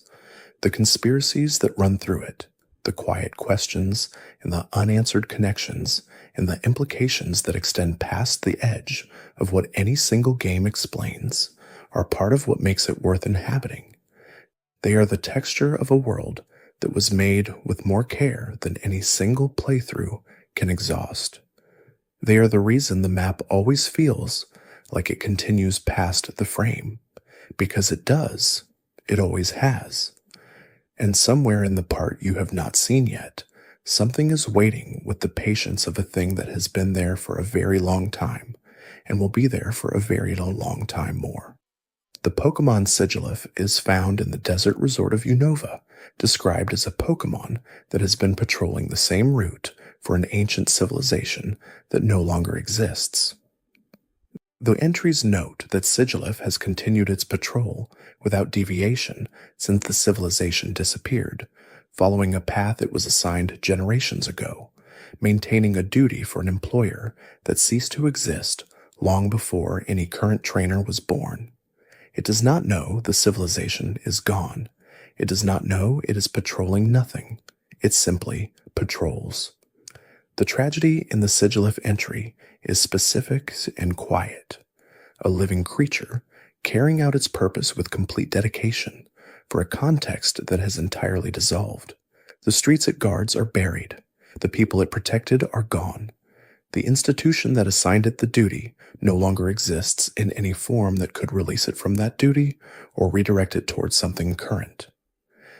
Silph patrols because it was made to patrol, and nothing that has happened in the intervening centuries has provided it with the information that would allow it to stop. This is one of the clearest examples in the franchise of a Pokémon existing outside the timeline of the civilization it was created for.